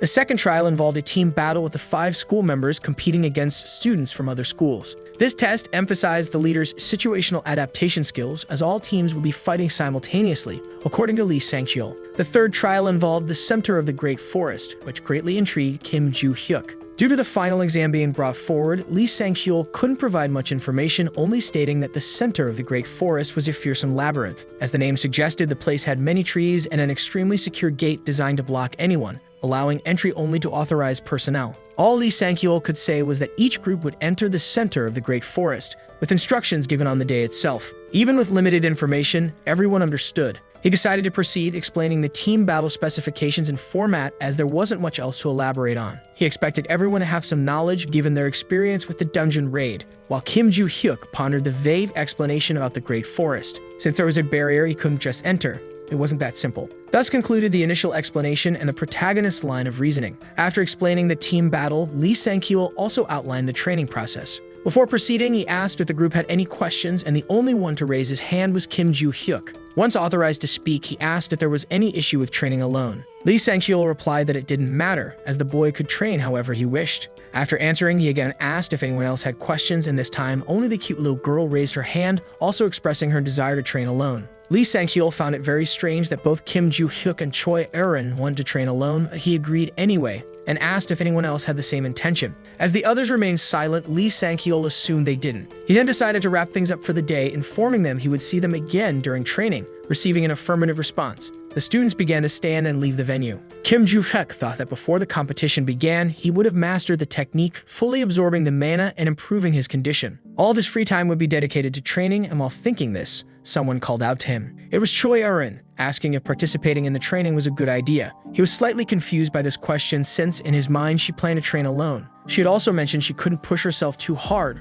reinforcing that idea. But then she considered that there was a catch to all this. Suddenly, we delve into her memories from some time ago, where the professor mentioned reading the newspaper articles and wanting to understand her decision better in person. He asked if she really wanted to participate in the event. She asked if Kim Joo-hyuk would be attending, to which the professor confirmed. Thus, Choi Erin decided to participate as well, leaving the professor quite impressed, given that her body hadn't fully recovered yet. She assured him she would be fine, gaining the trust of the gray-haired professor. Now back to the present, Choi Erin thought that little time remained before she could become the head of the family, but there was still a catch. Thanks to Kim Joo-hyuk, she had found another goal to pursue. This goal was to grow stronger as a team, helping him achieve his individual goals. Just as he had previously helped her willingly and generously, he was somewhat confused by her odd way of speaking, stopping, and smiling, but nonetheless advised her not to overtrain, and she responded affirmatively. Kim Joo-hyuk then explained that most of the training would focus on mana control and that their physical preparation would center on walks, which she confirmed positively. After giving all the instructions and tips, he bid farewell to Choi Erin, informing her he would finish his work and then help her a bit more. Now we find ourselves in what appears to be a prison, with the moon shining in the dark sky. A man with broken teeth was screaming in agony, begging for mercy in that place. He just wanted to leave, offering bribes to the men there. One of them held an extremely sharp and large knife in his hands with a dark and frightening expression. He suddenly struck the young show-off in the chest, making him groan and bleed heavily. The man collapsed to his knees, his hands behind his back, unconscious and defeated. Lisa asked why Al hadn't finished the situation already, and he replied that it wouldn't be fun to end it so quickly. The girl became enthusiastic as another mission had arisen to be successfully completed. The boy asked if it was a new target to kill, and she responded affirmatively. On the girl's phone was a picture of Kim Joo-hyuk, the young man from Valhalla, ending the chapter with a shocking mission against the protagonist. The vigilante's victim was still there, bleeding with a knife in his chest. One of them began a conversation as he removed the weapon from the boy's body. Nandul asked why they had taken on the job of killing a useless student. Lisa replied that the client had probably paid a fortune for it. The deadline was a month since the boy needed to be killed during the inter-school competition. Nandul asked Lisa why they didn't just finish the mission now, and she explained that the dormitory security was strong, making it almost impossible to breach the barrier. He countered that theoretically, it would be even more complicated during the school competition, considering the other schools present, something Lisa had already heard from Alia. They said the third day's task would be in the Great Forest's center, involving a mysterious maze. Lisa also learned that the goal was for students to traverse the area, and Nandul grew curious about whether instructors would be present. She explained that no one would be there except for a drone and a few guards at the entrance, as the teachers and counselors would be watching from afar. They would have to hide after Alia infiltrated first, which Nandul found boring. Lisa emphasized that completing the mission was the priority, and Nandul agreed. Now we fast forward a month for the first day of the inter-school competition. All the students were excited about the event's start. Rockdale Ventrick observed everything in complete silence. We then delve into his mind, going back some time. On that day, he answered a call from his dear father. He informed him that he had received the money for Eden Ventrick, which his father acknowledged positively. He also mentioned that with the money, he had paid for a divine contract, ordering Il Shinjo to kill Kim Joo-hyuk. His father was shocked to hear this, but Rockdale Ventrick explained there was nothing linking the two to these malicious actions. Regardless, he would ensure that was the case, as the Samsel Du Il Shin group had already accepted the commission. Eden Ventrick had heard of this senior assassin group, made up of 3 individuals working together to become an unstoppable force. Because of this, his father urged his son not to draw too much attention, to which Rockdale agreed. Now back to the present, Rockdale Ventrick reflected that Il Shin had already sent confirmation that Kim Joo-hyuk would be handled during the competition. Thus, he didn't need to sit and watch. He immediately called his assistant Julia to leave the area. Suddenly, a man dressed in black appeared on the podium, welcoming the students and spectators. It was Shim Deokwoon, the president of Valhalla's council. Before the competition officially began, he wanted to introduce the representatives from each school. He started with White Lotus from China, followed by the heroes from the United States, and finally, the remarkable students from Valhalla representing South Korea. Shim Deokwoon announced that the competition would last 3 days and that the first day's task would be individual duels among the students.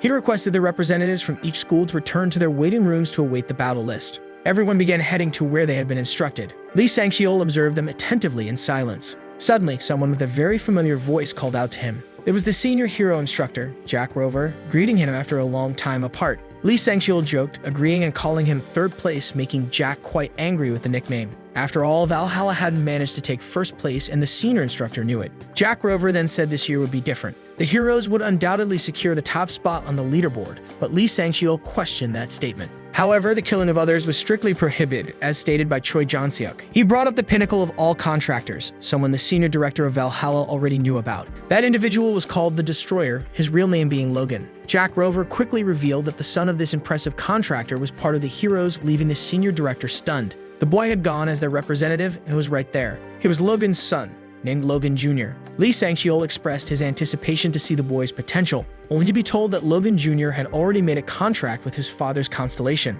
He was impressed by this information about the pact with the destroyer of everything. The boy likely wielded the same destructive power, though Jack Rover slightly downplayed this, explaining that the father was better at utilizing it. Jack also noted that Valhalla wasn't asking questions just about Kim Joo-hyuk. He had heard that Kim Joo-hyuk had defeated and captured a villain, a fact confirmed and elaborated upon by Lee Sang-cheol. Jack Rover then said that Kim Joo-hyuk and Choi Aren would make a good match for Logan Jr., as they were already capable of defeating experienced adults. Lee Sang-cheol gave a lukewarm response. Suddenly, the announcer declared that the participants for the first round had been revealed. The senior instructor responded that his friend would soon understand his half-hearted reaction, specifically after watching the fight. At this moment, Kim Joo-hyuk was already standing in front of his opponent. Shim Deo-kun explained that the rules were simple and essentially the same for all matches. The first to win would be declared the victor. Even if a vital point was hit with a weapon, the stadium's system would automatically reduce the damage, sending electric pulses to mimic the pain for the target. This protection system would remain in effect until the next round. After the countdown, the matches could begin. As Kim Joo-hyuk listened to the announcer, he wondered why they used something like that, and Brace said it was to ensure he remained fit to fight at least through the first and second days. The countdown was already in its final seconds. It ticked down to the last moment. Suddenly, the starting signal was given and Kim Joo-hyuk charged quickly at his target. But then he felt something unexpected. His attack had been blocked by his opponent. The opponent mocked Kim Joo-hyuk's apparent weakness, ending this chapter with the beginning of what promised to be an epic battle. Kim Joo-hyuk replied that he didn't think he was strong, but rather that he aimed for a long road ahead. The boy retorted, saying his enemy was more modest than he expected. But for Kim Joo-hyuk, it didn't matter whether he was kind or talkative. He was still growing. While fighting, he asked his opponent how much longer he could withstand his powerful blows. Meanwhile, the boy stood completely still, fearful of what was coming. Kim Joo-hyuk quickly prepared to strike him without mercy. He delivered a super strong and powerful blow to the boy's frail body. The boy fell to his knees, gasping for air, commenting on the weight of that punch. Kim Joo-hyuk said the boy was quite tough since he had hoped to knock him out with just one punch but failed. The senior instructors were watching everything attentively from above. Lee Sang-cheol commented that the boy was indeed strong. Jack Rover responded that he had seen Kim Joo-hyuk's performance alongside his students before, but there was a catch. Back then, he hadn't seemed as intimidating. Still, Jack Rover held on to hope because the battle wasn't over yet, and Logan Jr. hadn't used his destructive power. Logan Jr. was already preparing his magical attack. Kim Joo-hyuk observed him calmly, without hesitation. Meanwhile, the attack drew closer and closer to his head, even ripping out a few strands of hair. Kim Joo-hyuk remained highly alert as he realized the potency of the magic. He immediately counterattacked his opponent, who had become overconfident. Afterward, Kim Joo-hyuk noticed the missing tufts of hair on his head, recognizing that this was likely some form of destructive ability. Meanwhile, Logan Jr. felt as though he was about to faint even after only 2 hits to his stomach. He thinks that if he couldn't perfect the destruction skill, there would be no reason to use it. But he quickly reconsiders this decision, because he still had another option to follow. Suddenly, he places his hands on the ground, absorbing a significant amount of magic. The ground couldn't withstand the pressure and quickly began to crack apart. Kim Joo-hyuk wonders what that could be and why the boy is destroying the concrete in the area. Then he begins to put his plan into action. After stomping hard on the ground, all the concrete starts to levitate. Logan Jr. thinks that since Kim Joo-hyuk can dodge attacks by seeing them, he would need to strike from a place out of sight to win. But the protagonist had blood in his eyes and was intensely focused on the battle. Suddenly, Logan Jr. realizes that Kim Joo-hyuk had found him. But at that moment, it was already too late to retreat, so he decided to continue his attack. His decision was utterly foolish because out of nowhere, he took a hit from a piece of concrete to his forehead. Kim Joo-hyuk immediately reveals that he had seen him hiding behind the tiles, but also adds that it wouldn't have been easier to find him if he had been attacking with magic. Then the protagonist lands a powerful punch to his opponent's face after saying all that, sending him flying far away until he stopped with a harsh impact. The announcer quickly declares the end of the round, aiming Kim Joo-hyuk from Valhalla Academy as the winner. Lee Sang-cheol comments that this explains his calm demeanor, while Jack Rover is left speechless. He also states that the boy is a true prodigy monster. In the next round, Kim Joo-hyuk faces Lee Wei-anpong from White Lotus, winning effortlessly. After that, his opponent Lee Bella from the Heroes also loses easily. Finally, we arrive at the individual duel against the sweet Choi Erin. She remarks that they had reached the final round, suggesting that Valhalla's victory was nearly guaranteed, and that there was no real reason for the battle except to establish the ranking. She asks if she should forfeit since the winner would receive the scholarship, and she didn't care much about the prize. Kim Joo-hyuk shares the same sentiment but orders her not to give up because it would be presumptuous not to demonstrate combat skills. He also says that Choi Erin should show him how much she had improved. Then Kim Joo-hyuk commands her to attack, saying he would consider her injury. The girl immediately responds affirmatively, preparing to strike. She grips her sword tightly and charges at her friend and trainer. He too was eager for the battle. After the fight, the announcer appeared stunned and tense. Jack Rover and Lee Sang-hyul were also shocked by what they witnessed. The students from Valhalla watched in awe. Kim Joo-hyuk had just delivered a powerful blow at Choi Erin, who lay on the ground. The announcer quickly declares Kim Joo-hyuk the winner of the individual duels in that year's inter-school competition. Brace criticizes the protagonist's cruel actions, reminding him he promised to go easy. He responds that he had held back by not hitting the girl's abdomen. Kim Joo-hyuk says forcing her to fall face first to the ground was an improvisation, leaving his mental adversary confused. He then explains that the girl's sword trajectory had tilted toward his stomach, so he had forced it downward, making it clear. Kim Joo-hyuk realizes he had grown significantly stronger, marveling at the evolution of his mana and noting he could now reserve some of it. He also noticed something else. Choi Erin had improved significantly. This concludes this part of the intense chapter. Now it was nighttime with the moon shining in the dark sky. Lee Sang-hyul congratulated Valhalla's team at that moment, also asking if everyone was okay, to which they responded affirmatively. He explained that thanks to the protection system, they were unharmed, though a few scratches could be seen, recommending they check themselves thoroughly. He also announced that he would provide additional information about the next day's formation. Kim Joo-hyuk thought that waiting longer to go to the Great Forest's center was a huge waste of time. Lee Sang-hyul then informed them that the team meeting was over and ordered them to rest, to which they agreed. He immediately left the area. Suddenly, someone called out to him from behind. It was the prodigious and powerful Kim Joo-hyuk. Kim Joo-hyuk and Lee Sang-hyul stared at each other in silence for a brief moment. The instructor quickly asked if the boy was curious about something, and he responded affirmatively. It was about the group battle the next day. Kim Joo-hyuk wanted to know if, upon completing the test, he could head straight to the final trial in the Great Forest's center. Lee Sang-hyul said that this had never happened before, so he would have to check the rulebook. He quickly informed Kim Joo-hyuk that there were 2 clauses, piquing the protagonist's curiosity. The inter-school competition committee assigned only 1 basic trial per day to students, but there were exceptions. Lee Sang-hyul then began to recite 2 rules to the boy. The first was about finishing the task before the allotted time, and the second involved appropriate battle conditions. Kim Joo-hyuk asked about his professor's criteria. He questioned whether, if he completed everything correctly, he could move on to the next trial. Lee Sang-hyul responded that if the boy finished early and went to the teacher's room, it would be fine to start the next challenge in the afternoon. Kim Joo-hyuk acknowledged this, saying he would see him the next day. The two bid farewell on that beautiful dark night.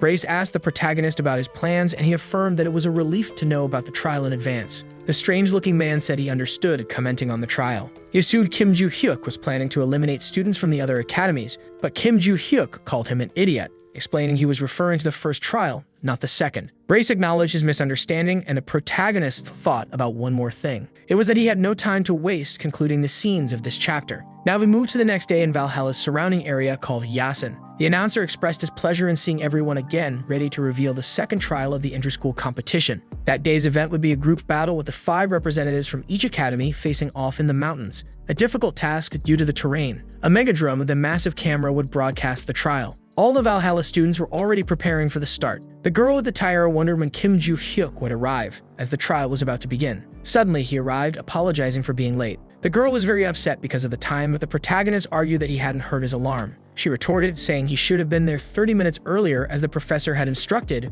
but admitted she had been thinking of something else at the time. Kim Joo-hyuk was growing frustrated with the girl scolding him, even after he had apologized. He then announced that he would handle everything, leaving her stunned. She doubted Kim Joo-hyuk even knew what he was talking about, given that it was a group battle, but he insisted he understood. The girl continued to scold him, pointing out that despite his victory in the individual duel, other teams would gang up on them, making it foolish to go alone. She then asked the group if they had any complaints. Choi Erin suddenly arrived, asking to speak, and the girl already suspected what the cute little girl might say. But instead of complaining, Choi Erin simply asked to accompany Kim Joo-hyuk. receiving a negative response that left the Tyra girl furious. The protagonist then asked the girl with the Tyra to stop chattering, leaving her confused. He explained that he had another game to participate in during the afternoon, while the countdown for the trial's start began. The girl grew angrier and more confused about what he was saying. Kim Joo-hyuk didn't respond, claiming she talked too much and besides, only 3 seconds remained before the trial began. He simply wanted to prepare for the center of the Great Forest. Then the trial finally started with the White Lotus team fully prepared for battle.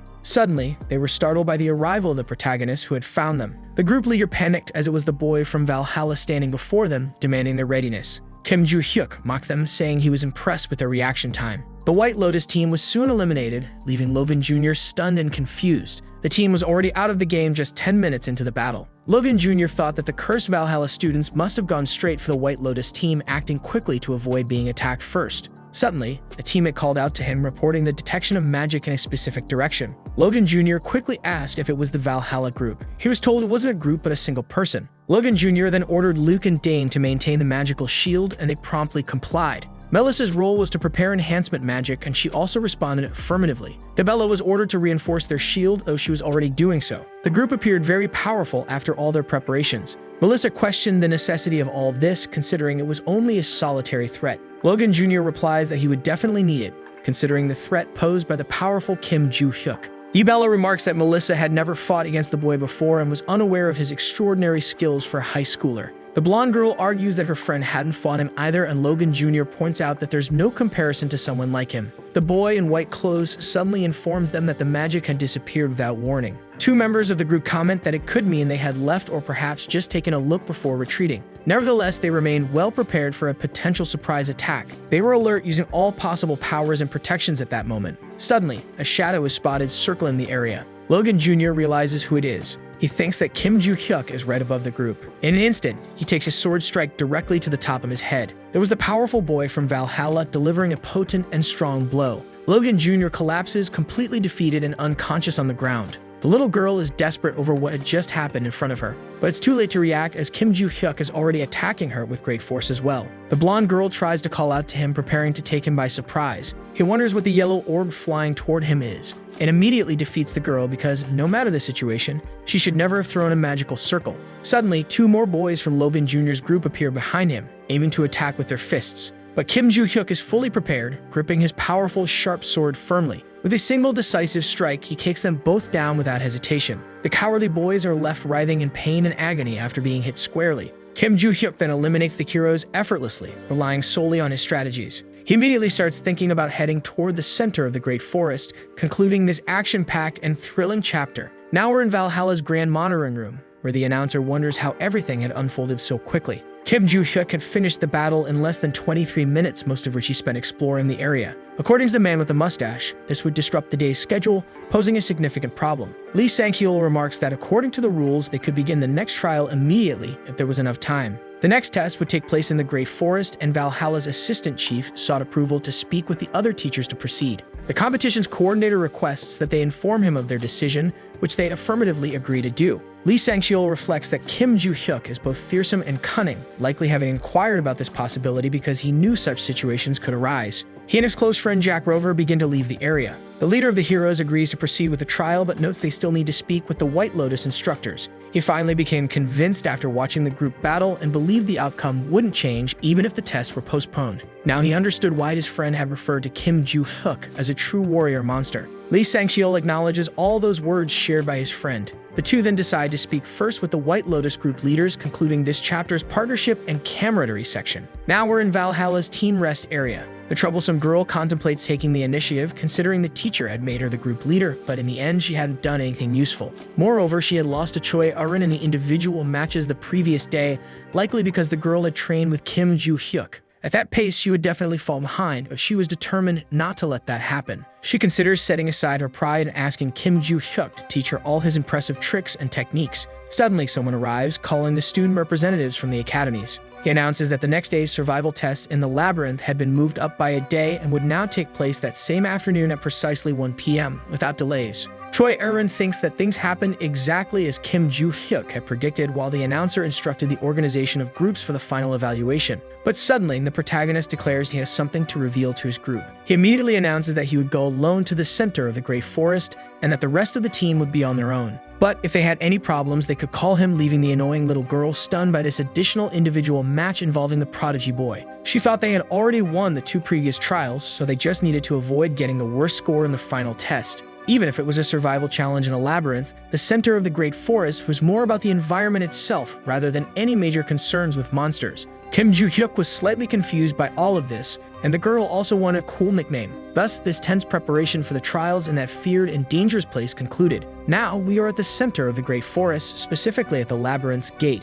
The announcer informed everyone that the students had reached the final test of the competition, survival in the dreaded labyrinth. Everything was quite similar to the previous evaluation, with the audience able to watch events through a holographic screen. Before the test began, the commander gave some warnings about the labyrinth, specifically regarding the trial's content and evaluation criteria. The center of the Great Forest, where the day's evaluation would occur, was a location shaped by enormous trees, as its name implied. Inside, there was a labyrinth unlike any other, a unique environment where it never stopped raining, with low-level monsters and few threats. The rain and thick shrubs were the real challenges to survival. The trial's content focused on how well someone could survive. When the students entered the labyrinth, their conditions would be assessed, and after 5 hours, those least affected would receive higher scores. Combat between groups was prohibited. Suddenly, after all these explanations, the story shifted to the abandoned warehouse of Valhalla. Someone arrived, informing the vigilance that the students had entered the dangerous forest. Il-shin Jo-samsul Olia promptly responded to them. There seemed to be some magic blocking their access to the labyrinth's main gate, maintained by 2 individuals, according to the group leader. The man said they would need to deal with the dew first. Suddenly, an impressive purple portal opened, and the trio immediately disappeared, teleported away. A screen full of flickering and darkness appeared abruptly afterward. Watching the battle, Lee Sang-hyul wondered what that could be. The monitoring cameras in the forest's center were all failing simultaneously. As a result, the students in the labyrinth could face problems, so all the teachers gathered decided to enter the forest, according to the master instructor. Everyone began running toward the trial area. Lee Sang-hyul arrived, exhausted and out of breath, shocked by what he saw in front of him. Everything there was utterly destroyed and collapsing, leaving him confused about what had happened. Now the story takes us deeper into the feared and dark Great Forest. Logan Jr.'s group was standing still, thoughtfully considering their next steps to win the trial. Suddenly, one of the team members called the leader. He reported that the member Isabella wasn't feeling well. She retorted, saying she was fine but had gotten too wet at the entrance to that gloomy and dubious place. Logan Jr. responded, warning that if she developed hypothermia, she would be immediately eliminated, and he wanted a good score for the group. He then decided to build a basic shelter to avoid the rain, instructing Melissa to collect the largest leaves while the others gathered sturdy branches for support. Meanwhile, he would level the ground and dig a deep hole. Suddenly, a horrifying and grotesque figure appeared, telling him he would die quietly without screaming or panicking. The boy stared at him with a look of sheer despair and fear. The horrifying man informed Alia that the boy wasn't Kim Joo-hyuk, and she responded that she had transported them to a source of strong magic, but had only found this boy. Logan Jr. wondered who these brutish and ugly people were, seemingly intent on ending the prodigy boy from Valhalla. Moreover, their dark magic had emanated from a sphere, revealing what they truly were. The boy quickly concluded that this sinister group was a band of terrifying villains. The woman told the man that there were no witnesses around, so he could kill them quickly, to which he responded affirmatively. Logan Jr. became furious and enraged with these accursed wicked villains. He charged at them, yelling that the school competition wasn't a place for worthless, worm-eating scum. The grotesque and horrifying man grew irate at the boy's words. He demanded to know who the boy was calling accursed, ending this chapter tensely with the expectation of an epic battle ahead. The two were staring at each other in silence, one behind the other.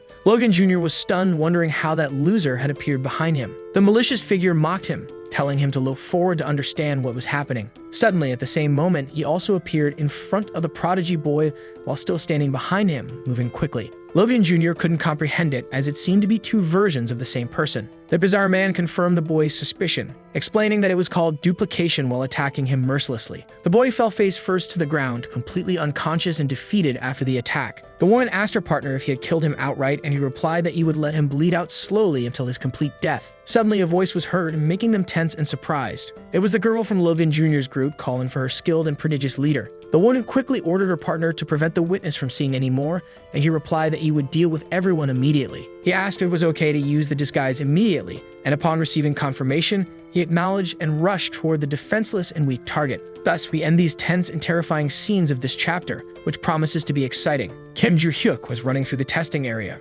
wondering what that was all about. The panel spoke about the center of the Great Forest being the home of the Madagaiga Rona, also noting that certain conditions could only be met when a checkpoint existed. Kim Joo-hyuk was confused about there being a residence in that location, as he could only see bushes and giant trees everywhere. Suddenly, he encountered a blonde girl standing directly in front of him. She was completely desperate and upset, denying everything she was seeing. All of her teammates were likely dead on the ground, bleeding profusely and utterly destroyed. The vigilant woman seemed irritated that there was yet another witness, while the man commented that so many people showing up was quite annoying. Suddenly, he realized there wasn't just one person but two, and the second individual was undoubtedly the primary target, Kim Joo-hyuk. The woman recognized this, and the man said the target must have heard the screams and rushed over, which was why he never killed them immediately. Kim Joo-hyuk was confused to learn he was the primary target of such a creepy and hideous group. He carefully observed his surroundings without uttering a single word. Logan Jr.'s entire group, including himself, was lying on the ground in front of him, almost dead and bleeding excessively. Kim Joo-hyuk called out to the blonde girl, ordering her to try to stop her friend's bleeding while he dealt with the intruders.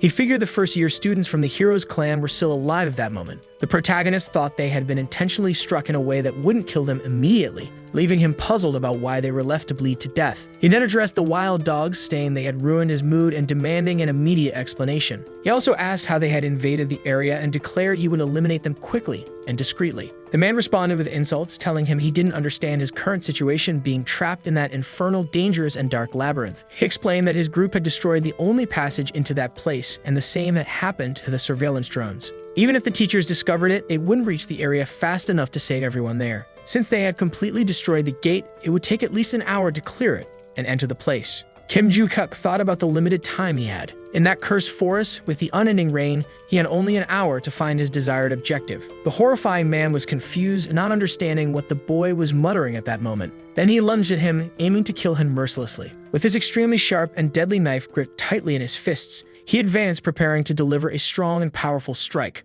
But just as he was about to land the blow, Kim Joo-hyuk vanished from his sight. The man was baffled by what had just happened, wondering where the prodigy boy had disappeared to so quickly. Suddenly, someone called out to him quietly. It was Kim Joo-hyuk himself, launching an attack intended to ensure his opponent's painful and merciless demise. He then delivered an extremely strong and powerful blow to the face of his grotesque and horrid enemy, sending him flying far away, passing by the female members of his group at an incredible speed. He finally crashed into the ground with a deafening thud. The girls were stunned by what they had just witnessed before their eyes. Suddenly, the impressive Kim Joo-hyuk appeared behind them without them noticing immediately. He swiftly landed another precise and masterful blow on their backs. The girls felt the impact with intense pain and agony evident on their faces. They collapsed face first to the ground, unconscious just like their brutish companion. Kim Joo-hyuk immediately ordered the blonde girl to use her own magic to heal the severely injured. But he added that if she couldn't manage it, there were some Valhalla students to the west of the area. She replied that before asking for help, she would try to do her best. Suddenly, the cursed villain got up, groaning in pain from the blow he had received.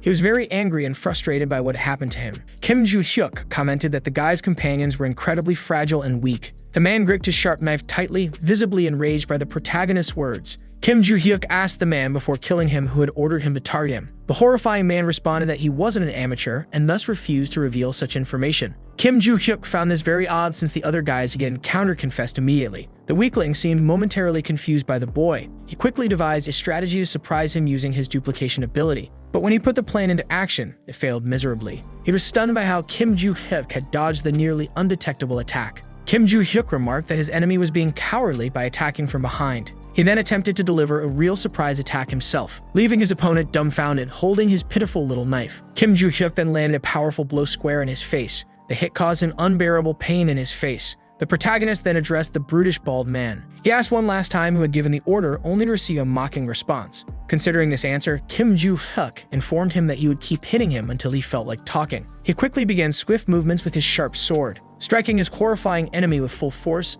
sending him flying far away and concluding this chapter of the story. So the video ends here. If you don't want to miss the next part, activate the notification bell, and see you next time on Tob's channel.